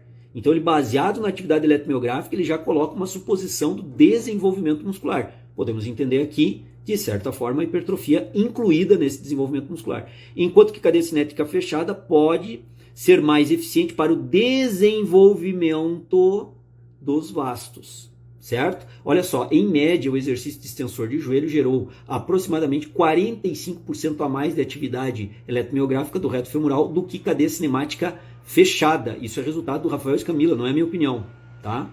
A cadeia cinemática fechada, o vasto medial e o vasto lateral geraram 25%, respectivamente, maior atividade muscular do que o extensor de joelho. Então, cadeia cinemática fechada ativa mais vasto, cadeia cinemática aberta ativa mais reto femoral. E ele já dá essa ideia do desenvolvimento muscular poder ser potencializado a partir dessas atividades eletromiográficas diferenciadas entre cadeia cinemática aberta e cadeia cinemática fechada. Ok? Tá, e o que isso tem a ver? Isso tem a ver com hipertrofia? Vamos seguir aqui. Dá uma olhadinha, acompanha a linha de raciocínio e a argumentação. Olha esse trabalho do Narice aqui e colaboradores. Trabalho 96, ó, tá? Área de secção transversa do quadríceps humano, torque e atividade neural. Atividade neural é o que aqui? A eletromiografia também. Mas olha bem, ó. Área de secção transversa do quadríceps é o que? Hipertrofia. Durante 6 meses de treinamento de força. Então, trabalho crônico. Tá aqui, ó. 6 meses. O que ele mediu?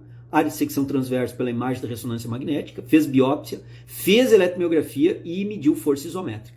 Aqui, ó. Tá? Detalhes rápidos aqui da metodologia. 7 homens fisicamente ativos. Treinaram 6 séries de 8 repetições de extensão de joelho unilateral. Certo? Cadeira extensora. Amplitude de movimento 100 graus. De 80 a 180. Total extensão do joelho, 3 minutos de intervalo entre as séries, quilagem em torno de 80% de 1 RM, ajustado semanalmente. Ó, esse foi o treino para hipertrofia durante 6 meses do trabalho aqui do Narice, certo? Olha o que ele encontrou, olha um resultado que eu vou mostrar os gráficos aqui. Ó. Maior ganho hipertrófico foi no componente do quadríceps que apresentou maior ativação eletromiográfica. Então, no trabalho dele, ele mostra que a maior ativação eletromiográfica foi no reto femoral, e olha aqui, ó. aqui nós temos a área de secção transversa, tá? Para o exercício do vasto lateral, o ganho hipertrófico geral foi o quê? 19,5% de hipertrofia. Qual foi o exercício mesmo? Se liga, hein, galera? Extensão de joelho. Cadeia cinética aberta. Extensão de joelho. Beleza, vamos lá. Quanto que foi o ganho geral, né? Ele viu aqui por fatias do proximal ao distal como é que foi o ganho do vasto lateral. Vocês podem ver que proximal e distalmente teve um maior ganho hipertrófico. Na região medial, o vasto lateral hipertrofiou muito pouco, tá? Mas esse aqui é o ganho, ó, em área de secção transversa, hipertrofia. Quanto é que foi a média do ganho? 19,5. E no vasto intermédio, qual foi o ganho hipertrófico? 17,4%. E no vasto medial, qual foi o ganho médio do vasto medial? 18,5%. E o reto femoral, qual foi o ganho hipertrófico? 29,7% de ganho hipertrófico. Opa. Então, peraí, deixa eu melhorar meu raciocínio aqui. O João apresenta, nós estamos aqui vendo, que esse estudo, certo, do Signorelli e colaboradores, esse estudo do Rafael Scamilla e colaboradores, apontam que o extensor de joelho tem uma melhor atividade eletromiográfica, certo? Então, os resultados. Convido vocês a pegar o artigo na íntegra, para não ficar com a minha opinião. Leiam o artigo na íntegra e tirem a opinião de vocês. Os exercícios em cadeia cinemática aberta tiveram ganhos de 45% superior aqui do reto femoral, e os grupos musculares tiveram de 20% a 5% do vasto medial em cadeia cinemática fechada. A ponto do Rafael Scamilla comentar o que eu já discuti com vocês, certo? Falar que a reto femoral é cadeira extensora. E aí nós vemos nesse trabalho do Narice, de 1996, antiguinho até, e o ganho percentílico do reto femoral é muito superior ao vasto intermédio, ao vasto lateral e ao vasto medial. 18,5%, vasto medial, vasto lateral 19,5%, e o reto femoral quase 30% de ganho de hipertrofia. Opa, vamos lá de novo. Volta aqui comigo. Estão acompanhando o raciocínio, galera? Cadeia cinemática aberta, a eletromiografia mostrou que o reto femoral era melhor martelado, melhor acionado. A eletromiografia nos mostra isso. Com limitações, tudo tem limitações, tá? Mas eu estou pegando o geral dos estudos. E quando nós vamos para um estudo crônico de 6 meses, treinando cadeira extensora, quem é que hipertrofiou mais? Quem é que hipertrofiou quase 30%, enquanto os outros grupos musculares vastos não chegaram a 20%? O reto femoral meteu 29,7% de hipertrofia, praticamente 30%. Por quê? Porque o treinamento hipertrófico foi exatamente o mesmo para o quadríceps na cadeira extensora, exatamente o mesmo. E aonde a eletromiografia mostrou que tinha melhor atividade eletromiográfica, ou seja, recrutava melhor dos músculos do quadríceps, era o reto femoral, cadeia cinemática aberta. O Scamilla já falava isso. O Signorelli já mostrou isso no estudo. Esse estudo também confirmou, porque ele também fez eletromiografia, o Narice e colaboradores. Então, esse músculo mais ativado, cronicamente, com o mesmo estímulo de treino hipertrófico, para a mesma pessoa, porque era a mesma pessoa, eu estava vendo a hipertrofia segmentada do quadríceps, galera. É a mesma pessoa na média ali, é o controle ele mesmo. Então, a individualidade biológica a gente afasta intervindo nisso aqui. Afasta a mesma pessoa. A região do quadríceps mais acionada foi mais hipertrofiada. Era o mesmo treino. Isso não confirma aquela minha fala anterior, aquela minha tese anterior aí? Vou para apresentar mais um dado aqui para vocês. Raciocinem, pensem aí, tirem as conclusões de vocês. Olha só. Hipertrofia muscular não uniforme, certo? A relação da ativação muscular na sessão de treinamento. Olha bem o que o nosso querido aqui, o Wakahara, esse aqui é difícil de falar, olha o nome do cara aqui, ó. Wakahara, né? Acho que é isso. Vamos lá. Wakahara, ele falou o seguinte, ó, hipertrofia muscular, trabalho crônico não uniforme, é relacionada à ativação muscular em uma sessão de treinamento.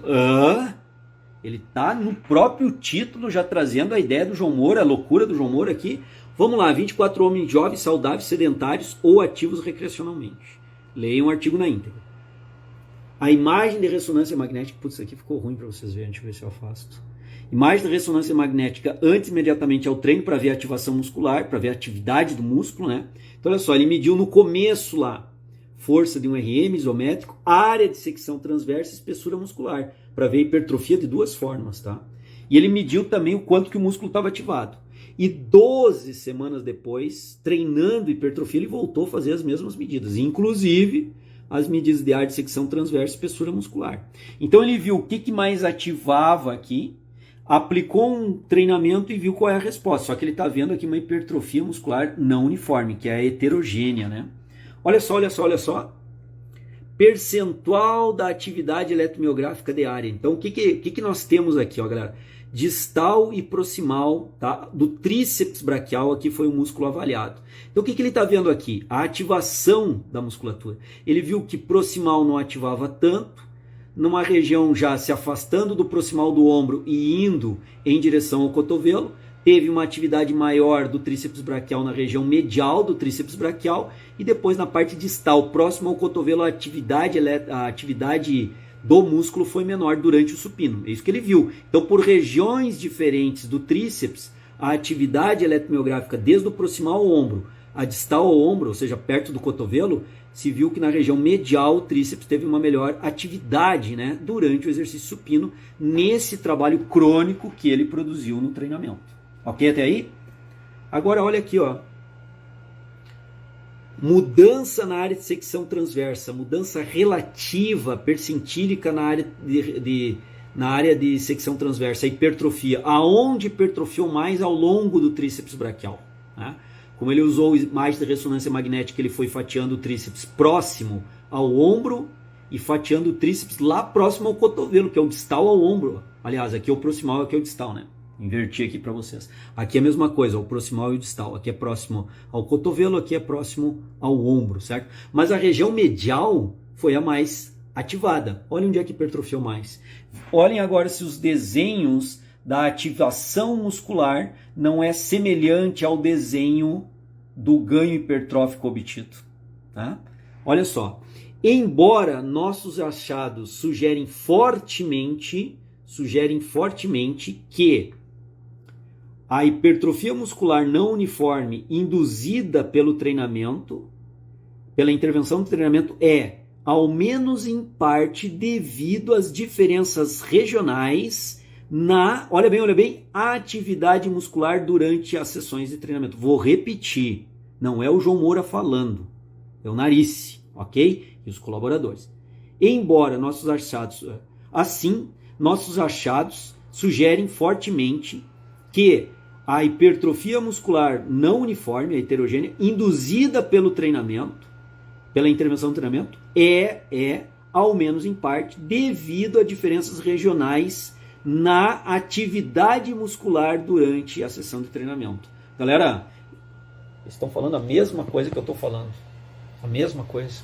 Eles viram que a hipertrofia do tríceps braquial lá no supinão ocorreu mais na região medial, nem proximal, e hipertrofiou todo, né? Mas na região medial, onde teve o maior ganho hipertrófico. E quando eles analisaram a atividade do músculo, eles viram que ao treinar o exercício que foi trabalhado cronicamente ao longo de 8 ou 10 semanas, não me recordo bem ali, a atividade foi maior na região medial do tríceps braquial, ou seja, aonde deu maior atividade é onde houve a maior hipertrofia, e eles sugerem isso de uma forma bastante expressiva. Não é o único estudo, tá? Para ir fechando a live curso de hoje, olha só, um outro estudo do mesmo autor, o Akahara, né? Olha ele aí liderando alguns estudos, né? A associação entre diferenças regionais na atividade, na ativação muscular em uma sessão de treinamento resistido e a hipertrofia após um programa de treinamento. Olha bem, vou ler o título de novo, hein? Vou ler o título de novo. A associação entre diferenças regionais na ativação muscular, agudo, certo? Em uma sessão de treinamento e em uma sessão de treinamento resistido e a hipertrofia muscular crônico morfológico após um treinamento resistido, um protocolo de treinamento resistido. E aqui os caras fizeram imagem de ressonância magnética e usaram o tríceps testa nesse estudo, diferente do outro que foi o supino, né? O tríceps supinado, na verdade, nesse estudo do Akahara aqui, foi o tríceps supinado, tá? Aqui, tríceps testa. Olha o resultado. Olha o resultado. Percentual da ativação na área. Então o que eu tenho aqui? Ó? A distância da articulação do cotovelo distal e proximal à distância do cotovelo. Então eu tenho o tríceps quando ele começa no ombro e quando ele vai até a extremidade. A atividade, resposta aguda, a atividade desse músculo, como é que ele foi no tríceps, testa. E olha a hipertrofia que ocorreu depois da intervenção do treinamento aplicado. Quanto tempo foi a intervenção do treinamento? 12 semanas. Olha o treinamento aqui para hipertrofia. Está aqui os detalhes da intervenção do treinamento. Acompanhem os dois gráficos, vejam que a atividade muscular do tríceps aguda, em uma intervenção, né, em um movimento agudamente, eu tenho uma do distal ao proximal. A atividade cresce quando se aproxima do ombro. Ou melhor, é que se aproxima do cotovelo, que é o que ele usou como critério. E olha a hipertrofia, ela acompanha exatamente a atividade, ou muito próximo. Olha o que o Akahara e colaboradores falaram. Assim, nossos dados sugerem que a hipertrofia muscular específica à região, que é isso aqui, tem regiões menos hipertróficas e regiões do tríceps braquial mais hipertróficas. Então ele chama de hipertrofia muscular específico à região, após um treinamento crônico, é atribuído às diferenças regionais na atividade muscular durante o exercício. A atividade muscular durante o exercício é a atividade do músculo, é o que nós vemos falando já há algum tempo. Então olha só, galera, eu apresentei para vocês várias situações para chegar agora no final dessa live curso e dizer para vocês o seguinte, ó, minha opinião baseado na ciência, tá? Minha posição, não é opinião, minha posição baseada na ciência. Existem dados que eu apresentei ao longo dessa live curso. Ao manter as variáveis hipertróficas controladas, otimizadas, o treino otimizado, melhor treino hipertrófico, controlando repetições, séries, volume de carga, intervalo, TUT, time under tension, controlando sono, descanso, alimentação regrada, com ingestão adequada de proteína, tudo igual, tá? Então vamos lá. Se eu fizer tudo igual, otimizar o treinamento do cara, existem dados que, ao manter as variáveis hipertróficas controladas ao longo de uma intervenção de treinamento, sugerem que obteremos maior hipertrofia em músculos de maior ativação eletromiográfica. E a fala do senhor Wakahara é a mesma minha, eu não conhecia essa fala dele. Olha só, assim, nossos dados sugerem que a hipertrofia muscular específica à região do tríceps braquial, fazendo exercício de tríceps testa, após um treinamento crônico, essa hipertrofia é atribuída a quê? A diferenças regionais na atividade muscular durante o exercício. Bom, galera, aí eu fecho meus argumentos. Foi uma forma rápida, embora já tenhamos aqui 2 horas de live. No curso que eu promovi com esse material, eu fiquei 4 horas e meia fazendo o curso, tive mais tempo, mais calma para explicar para a galera. O Pedro está falando aqui, mas é proximal e distal ao cotovelo. Eu troquei aqui, Pedro, eu falei em relação ao ombro, mas é o cotovelo. Mas o que importa, Pedro, se eu errei e troquei, o que importa aqui, Pedro, é o comportamento, né? Do proximal ao distal ao proximal, se era referência ao ombro, se era referência ao cotovelo, nesse sentido não importa. Eu errei eu falar porque eu troquei, tô tentando falar rápido agora no final para não estender a live e acabo trocando as coisas. Mas o importante é aonde teve, seccionando o tríceps braquial, maior atividade desse músculo, foi aonde nós tivemos maior hipertrofia, onde o estudo apresentou maior hipertrofia. Então, Pedro Rodrigues aí e os demais, baseado nisso que eu apresentei para vocês, eu vejo que eu tenho dados da ciência, inclusive falas do Akahara e colaboradores, não só deles, o próprio Pedro Nunes depois falou disso, né? João Nunes, desculpa, falou nisso no estudo deles que eu mostrei, aquele do pé para dentro, pé para fora lá no leg, né? E uma perna era controle da outra. Então eu vejo que eu apresentei aqui uns 30 estudos ao longo dessa live curso que mostra para vocês que, no meu entendimento, existe, por esses motivos que eu apresentei aqui, uma relação indireta entre eletromiografia e hipertrofia. Se não existir, é a mesma coisa que eu disser assim, ó, eu entendo dessa forma. Hipertrofia independe da ingestão de proteína. Como assim? Se eu fizer o melhor treino, mas eu não fizer uma gestão adequada de proteína, o cara não vai hipertrofiar ou vai hipertrofiar muito pouco, por melhor que seja o meu treino. Por melhor que seja o meu treino, se eu não selecionar exercícios que tenham otimização da atividade eletromiográfica, talvez eu não consiga hipertrofiar tanto quanto se eu selecionar exercícios que tenham otimização desse acionamento eletromiográfico, certo? Então, galera, tem vários trabalhos aqui que mostram essas indicações de relação indireta. E o Akahara, ele foi mais contundente, né? Ele falou que tem. O João Nunes lá falou um pouco sobre isso. Teve outro autor que eu não me recordo bem. O próprio Scamilla fala que aquela atividade em cadeia cinemática aberta tende a desenvolver melhor os músculos do reto femoral, no caso do extensor de joelho. Vocês viram, foram recortes do artigo, não foi minha fala. E não foi traduzido. Eu botei o recorte do artigo em inglês ali para a galera ver que eu não estou inventando. Aquilo ali é o que está exposto. Então essa é a minha opinião baseada... Opinião não, minha visão baseada em informações científicas. Não é opinião. É a minha visão baseada em informações científicas. Então, a eletromiografia ela tem que ser considerada. Ela, volto a repetir, ela não é o salvador da pátria. Não é só porque tem maior acionamento eletromiográfico que o músculo vai hipertrofiar. Não. Nada disso. Mas esse é um dos critérios também. Como é um critério uma boa nutrição, um bom treino, um TUT adequado, um time under tension adequado, um volume de carga adequado, um controle das variáveis agudas adequado, também é adequado selecionar os exercícios de uma forma adequada, usando a eletromiografia como ferramenta para selecionar adequadamente os exercícios. Essa é a minha visão e está apoiada em N artigos científicos que eu trouxe aqui. Não é minha opinião por opinião, é minha visão, minha interpretação da ciência, e em cima também da minha prática profissional. Então fica aí, essa live vai ficar gravada, e fica aí para vocês chamarem outras pessoas para assistir a live. São 2 horas de live, o cara tem que tirar um tempinho para interpretar. Todos os artigos que eu apresentei aqui estão na escola.treinfoco.com.br. É gratuito, entra lá, procura o grupo de estudo, baixa os artigos que quiserem baixar. Tem esses e muitos outros, tá? Não precisa fazer parte de grupo de Telegram, não precisa marcar pessoas, passar a me seguir, não precisa fazer nada. Vocês são livres, eu não estou tirando a liberdade de vocês. São livres, inclusive para destoar, para discordar do que eu falei aqui. Aqui é um posicionamento meu baseado na ciência e vocês podem ter total entendimento de discordar. Agora, discordem dos estudos e mostrem aonde que a metodologia foi falha, qual é a limitação que foi expressiva, que aquele estudo tem que ser levado em desconsideração, ou onde a minha interpretação está equivocada. Então, estou aberto aqui a debate, a não bate-boca, tá? E eu sei que a minha opinião diverge aí dos colegas, certo? Obrigado aí a Tânia. Tá, Tânia? Valeu aí pelos aplausos, né? Vamos ver aqui, para uma hipertrofia significativa para as pessoas treinadas, seria ideal quantas séries semanais? Olha, depende do grupo muscular, né? A ciência tem mostrado aí que é o efeito teto, né? Até onde é importante. O que a gente tem que entender, Fábio, é o seguinte, assim, se eu te disser assim, como o próprio Belmiro de Sales coloca, né? Para quadríceps, né? Para extensor de joelho, parece que 45 séries aí é top, né?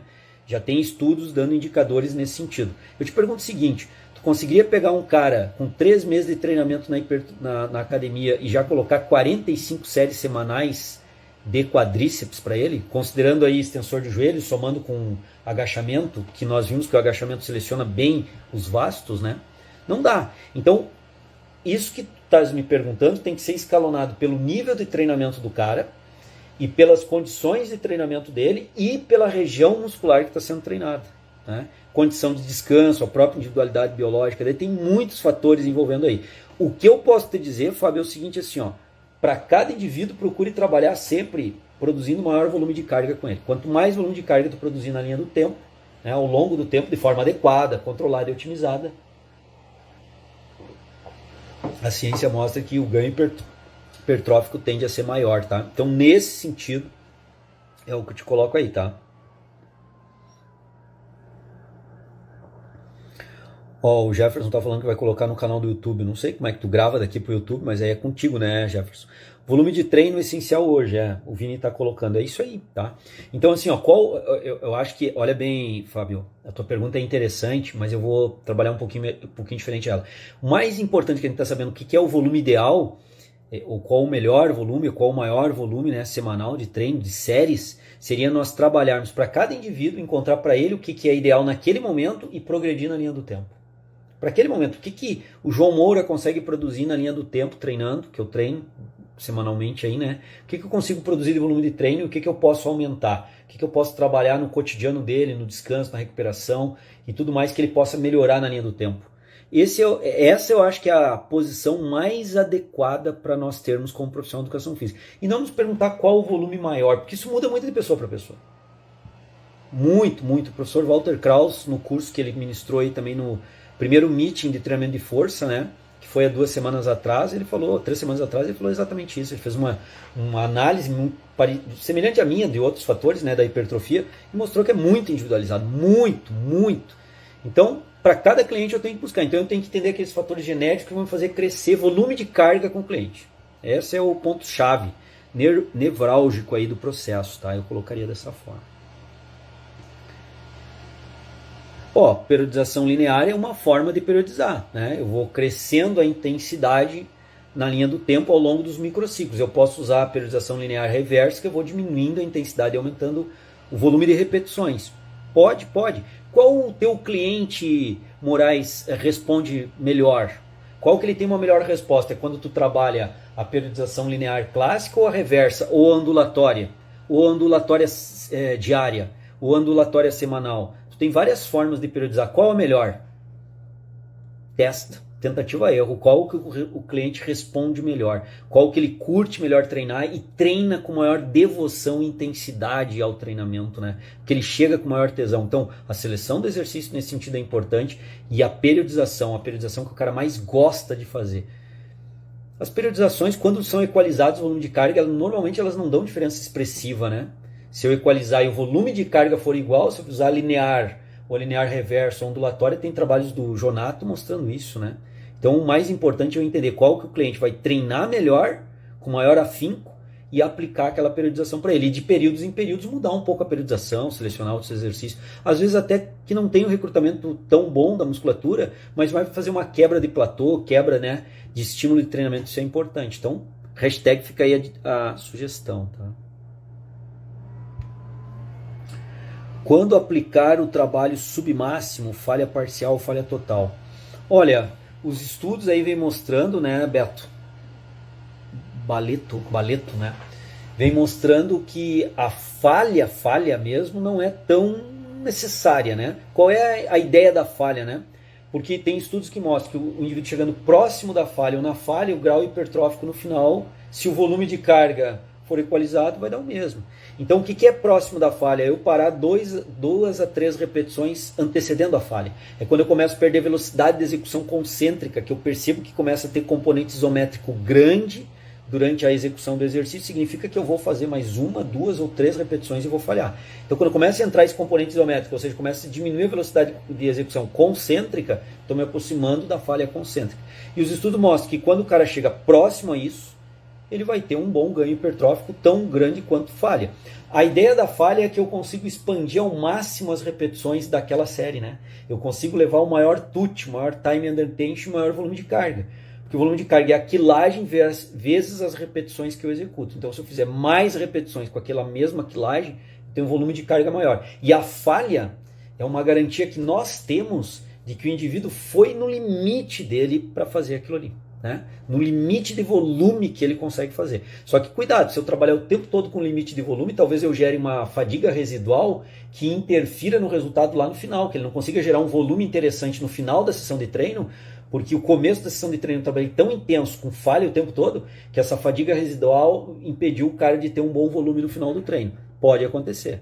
Pode não acontecer. Pode ser que eu treine com falha o tempo todo e o indivíduo, tão avançado que ele é, ele termina fazendo falha. Mas a repetição da falha, ela não é mágica, ela não tem nenhum fator fisiológico assim absurdo, né? O grande lance da falha é isso que eu estou dizendo agora para vocês, o indivíduo levou a série dele ao limite, né? Em termos de volume e em termos de tempo sob tensão, o time under tension, né? O TUT dele. Então nesse sentido é importante, tá? Mas não que eu tenha que trabalhar na falha, então depende muito, tá? Tentei botar linhas de raciocínio para te pensar aí.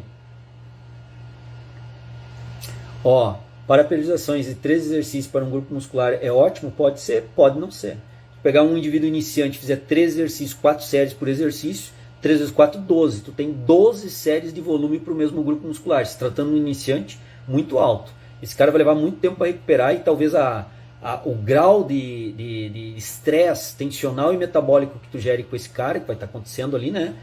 talvez seja muito grande que tu não consiga recuperar para a próxima sessão, então tu entra numa escada aí, descida de escada de overtraining. Então talvez não seja. Agora, se tratando de um cara intermediário, talvez seja o ideal. Três exercícios por grupo muscular, 3 séries, 4 séries, 5 séries, né? E aí eu tenho um volume adequado para esse cara. E talvez para um cara altamente treinado seja pouco. Então, galera, é identificar, né, se esse nível aí de intensidade, de volume de séries que tu está colocando, de exercícios, né, 3 exercícios, ele é adequado para aquele cara. E outra coisa, não posso olhar só o exercício, né? Porque olha bem, eu posso fazer 2 exercícios com 10 séries cada um. Eu aplico um GVT em 2 exercícios. O GVT, o German Volume Training, é 10 séries com 10 repetições. Então eu tenho aqui um volume grande num exercício. E eu aplico em 2 exercícios para o mesmo grupo muscular. Vou destruir o cara com 2 exercícios. Ao passo que eu poderia fazer 3 exercícios com 3 séries. 3 vezes 3, 9. Ou seja, eu tenho 9 séries totais. Se eu pegar 2 exercícios e aplicar o GVT, eu tenho 20 séries totais no mesmo grupo muscular. Eu estou comparando 20 em 2 exercícios com 9 em 3 exercícios. Então depende aí quantas séries eu estou fazendo por exercício. Sempre tem que casar isso, né, galera, na prescrição. Número de séries e número de exercícios para o grupo muscular. Sempre trabalhar essa ideia aí. Porque é isso que vai dar o volume total para aquele grupo muscular, né? Não é só pensar nas séries, mas quantos exercícios eu estou fazendo para aquele grupo muscular. Aí vai me dar o volume total para aquele grupo muscular na semana. Aí eu tenho o volume de carga semanal, que é aí que normalmente é o efeito melhor para eu analisar, né? Os ganhos hipertróficos aí do meu cliente. Tá, estamos nessa mesma aqui. Ó, muito obrigado aí por a Rafa, né, colocar aqui a minha fã, valeu mesmo. Galera, eu acho que a gente pode encerrar a live, né? Uma live de 2 horas e 15 minutos, né? Se não estou enganado aqui na minha análise. Apresentei para vocês, a live vai ficar salva. O Jefferson colocou por aqui que vai carregar no YouTube também. Se ele conseguir carregar no YouTube, ótimo, vai ficar lá no YouTube para a galera. Os artigos estão aí, você sabe aonde pegar os artigos, tá? E a minha opinião está baseada na ciência. Opinião não, parar de falar opinião, né? Minha posição com relação à eletromiografia e hipertrofia está aí. A galera vive perguntando, eu sei que a fala recorrente dos colegas é que não tem relação, e eu defendi aí aonde eu vejo essa relação indireta, tá? E apresentei vários artigos, inclusive autores, que falam o que eu falo. O que eu falo não é, a minha fala não é única, né? Vocês viram aí? A minha fala não é a única fala nesse sentido. Tem outros autores que também defendem nesse sentido aí. E eu não deformei a fala dos caras. Daqui a pouco a galera vai dizer, mas o João deformou a fala dos caras. Não deformei, eu fiz um corte, um print da fala dos caras e apresentei para vocês. O Akahara tá aqui para não me deixar mentir, né? Tá aqui a fala dele, o estudo dele tá aqui, tá lá no grupo de estudo para vocês baixarem, lerem na íntegra. E tá aqui, ó. Assim nossos dados sugerem, né, que a hipertrofia muscular, região específica ou específica região, após treinamento resistido crônico, é atribuído ele não diz parece, talvez, em parte. Ele coloca aqui, ó, olha lá, ó, é atribuído às diferenças regionais na ativação muscular durante o exercício. Ele não coloca parece, quem sabe, talvez, quem sabe um dia, não sei. Não, ele coloca que é, né? Os outros autores não foram tão enfáticos assim.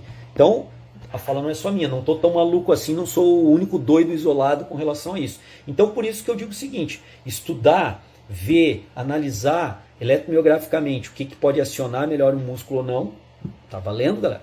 Tá valendo para hipertrofia. E, aproveitando que esses últimos 54 indivíduos, colegas, né?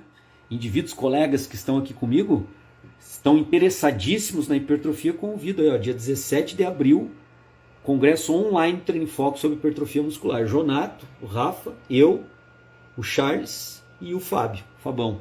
Acho que está um time de respeito. Tem a Cíntia também, que vai ter um curso gravado, que nós vamos disponibilizar no curso. E eu, além do meu curso ao vivo, vou ter um curso gravado na sala de musculação, apresentando a modulação das variáveis agudas para gerar hipertrofia. Essa discussão que nós estamos fazendo aqui, tá? Como é que eu projeto isso numa sessão de treinamento? Vamos lá, vamos mostrar para a galera. O Caio, mais uma vez, vai ser o cobaia, vai ter que sofrer, paciência, está sendo pago para isso. E dia 17 de abril, no nosso congresso online. Lembrando, tá, galera, que essa semana, tá? Ó, já que a galera tá interessada, tá comigo até agora, quase meia-noite, segunda-feira, ó. Essa semana é a última semana para fazer a inscrição, pagando ainda com o valor do primeiro lote, tá? Então se liga aí na minha bio, tá? Aqui Ó, o Jefferson colocou até o valor é 139 do dia 28/2. Ó, daí sai do primeiro lote, né? Se liga aí. Na minha bio vocês têm um link direto para o congresso e a inscrição no congresso. Já com o desconto com o cupom João Moura, tudo junto, sem acento, vocês ganham desconto lá, tá? Então, fica aí o merchan final aqui da live, porque eu sei que eu tenho pessoas muito interessadas, porque é segunda-feira, 10 para meia-noite, segunda-feira, e nós temos 50 pessoas ao vivo e a cores aqui comigo. Galera, muito show. É a galera que está interessada em entender e aprender, tá? Ó, a Maria tá colocando aqui, né, que conheceu o Fábio Chiodini, ele é bom, simpático e fera. É o simpáticozão, galã, né, é aqui de Blumenau, né? Foi meu aluno na FURB, cara muito gente boa e que acompanha nós aí nos cursos, né? Então fica aí o convite para vocês. O Charles é um monstro, o Rafael. O que eu vou falar do Rafael, cara? Nos 2 outros congressos do Treino em Foco ele simplesmente abafou, foi o cara do congresso, tá de novo, não podia ser diferente. E o que eu vou falar do Jonatão? O que eu vou falar do Jonatão? O bicho é um monstro, o cara produz internacionalmente, é fisiculturista, tem esposa que treina. Cara, é um cara altamente envolvido com a hipertrofia. Então, na verdade, vamos lá, ó. O mais fraquinho aqui desse time sou eu, né, galera? Vamos lá. Além de ser o mais frangão aqui, né? Além de ser o chassi de grilo, dos caras falando de hipertrofia, o mais fraco sou eu. E eu vou falar daquilo que eu posso falar com mais propriedade, que é os métodos de medida da hipertrofia muscular, como avaliar a hipertrofia muscular, né? É isso que eu vou falar aí no curso com a galera. E o curso gravado também, depois vou demonstrar ali as variáveis agudas na prática. Ao vivo não dá para fazer isso. Agora gravar e disponibilizar para a galera vale.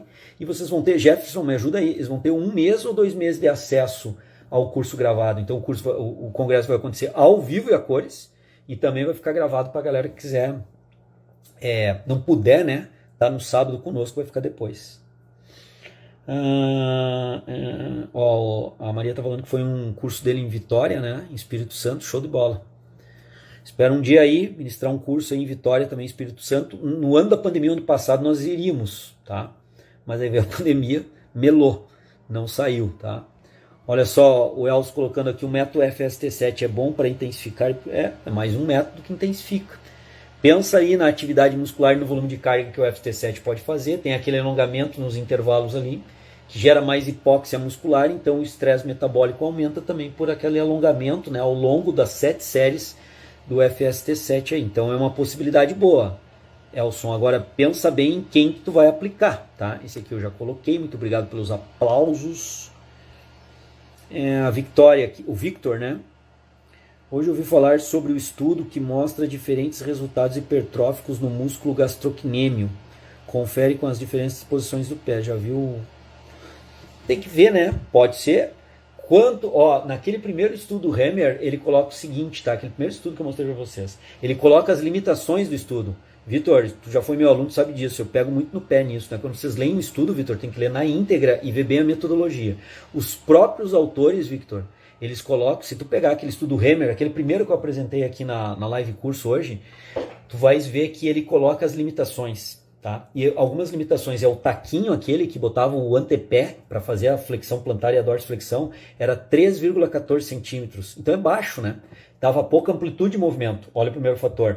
Eles não monitoraram o quanto que os pés ficaram abduzidos ou aduzidos. Então eles não monitoraram a rotação externa e a rotação interna. Então esses dois fatores, além de outros, eles trabalharam com uma quilagem de 130% do peso corporal, o que eles consideraram baixo. Então isso são fatores limitantes do estudo que eles mesmos colocaram. O segundo estudo que eu apresentei depois já controlou isso, Victor. Se tu leres a metodologia, tu vai ver que eles padronizaram a abdução dos pés 45 graus, a adução dos pés 45 graus e o paralelo. Eles marcaram o solo, né, a plataforma, para padronizar. Eles aumentaram a altura para a pessoa poder ter liberdade de fazer dorsiflexão e flexão plantar. E eles monitoraram também essa amplitude de movimento. Então, eles acrescentaram controles metodológicos do estudo muito superior ao primeiro. Então eu vou desconsiderar o primeiro estudo? Não, mas existem limitações. O segundo estudo já diminuiu as limitações. E o estudo do João Nunes, que depois fez a hipertrofia crônica, né, analisou na hipertrofia crônica, olha o que os caras fizeram, Victor. Eles fizeram perna direita com o pé abduzido, o cara só treinava com o pé abduzido, e a perna esquerda, por exemplo, só treinava com o pé aduzido, só com o pé para dentro. Então eu era controle de eu mesmo. Então as individualidades biológicas eram controladas. Então todo estudo, Vitor, tem que dar uma olhadinha na metodologia. Por isso que às vezes nós A galera lê, os resultados estão divergentes, mas só pode estar divergente, porque um fez de um jeito, outro fez do outro. O objetivo do estudo foi o mesmo, ou muito semelhante, mas o formato metodológico, como o estudo foi conduzido, é totalmente distoante, e isso explica os resultados distoantes. A amostra, um fez com iniciante, outro fez com avançado, né? Que a gente sabe que o ganho hipertrófico ele é melhor no cara, é mais rápido no cara iniciante. Então tudo isso, Victor, tens que analisar nesse artigo. Eu não sei qual artigo tu está falando. Se tu quiseres, pode me mandar pelo WhatsApp, tu tem meu WhatsApp, fica à vontade lá para mandar o artigo, eu leio e depois posso opinar com maior propriedade, né? Eu não posso opinar desse estudo porque eu não sei qual estudo está falando. Só estou comentando esses dados aí que eu acho válido comentar para vocês, tá? Galera, olha só, olha só, olha só. Fechamos, tá? Inclusive as perguntas aqui de vocês. 5 para meia-noite, muito obrigado pela presença, paciência. Quem acompanhou toda a live curso de hoje, eu lancei a ideia de live aula. Aí um monte de gente copiou, né? Vamos ver se vão copiar agora a ideia de live curso, né?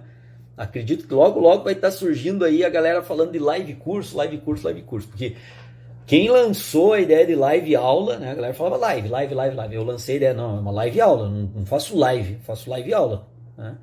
E lancei também a ideia da live curso, né? Hoje nós fizemos nossa primeira live curso. Até porque vocês viram que eu estava apresentando slides, né? Esses slides foram do curso do Training Foco Play, que hoje tem mais de 45 cursos lá para os nossos alunos em formação continuada. Todo mês entra 2 cursos novos. E eu gravei para os alunos do Training Foco Play. Então o que eu estou falando para vocês, os nossos alunos do Training Foco Play já estão sabendo disso aí, ó. Pelo menos esses argumentos de uma forma muito mais calma, didática, né, ponderada, porque eu tive 4 horas e meia para desenrolar esse curso com os caras, foi apresentado para eles, tá? Então eu sugiro para vocês também conhecer um pouquinho o Training Foco Play aí, que tenho certeza que está ajudando muito quem é nosso aluno em formação continuada e aprofundamento profissional, como pode ajudar vocês também, tá? Inclusive alguns estavam na live hoje comigo, não sei se já foram dormir e tal, ou se ainda estão aí. Mas eles estavam na live e têm ajudado muita galera. É uma forma que nós temos de contribuir com o povo, tá? Tem grupo exclusivo no WhatsApp, tem aulão que eu vou começar agora a fazer com eles. Fiz o primeiro o ano passado, vou fazer agora esse ano também os aulões no domingo para discutir cursos com eles, né? E também tem cursos que são gravados para eles que eu gravo individualmente, né? Eles podem participar do curso e o curso fica gravado exclusivo para eles. Como esse de hipertrofia e eletromiografia foi gravado para eles. Alguém pode perguntar, então por que tá abrindo para todo mundo? Porque eu tô cansado de receber essa pergunta. E aí eu vou responder em 2, 3 frases, é óbvio que eu não consigo responder direito. Então a partir de agora eu vou dizer pro cara, ó, para mim tem relação eletromiografia e hipertrofia, o cara pode me xingar o quanto quiser, eu disse, cara, meus argumentos estão lá no meu IGTV, vai lá e olha e depois a gente pode debater. Agora para de me xingar, e se quiser me xingar, fica me xingando, porque eu também vou dormir bem, né? Vou dormir tranquilo, pode continuar me xingando. Mas agora eu tenho essa live, curso gravado e disponibilizado pra galera. Vai lá e olha, cara. Ou assina o Training Foco Play, só que daí vai ter que pagar. R$ 49,90 hoje por mês, extremamente barato, mas esse é o valor do Training Foco Play. Vai lá e assina o Training Foco Play, que o curso está lá bem detalhado, os artigos estão lá disponibilizados também. Ó, a Silvana do Training Foco Play tá aí, ó. Ela tá falando, ó, tô aqui, tava desde o começo da live, tá?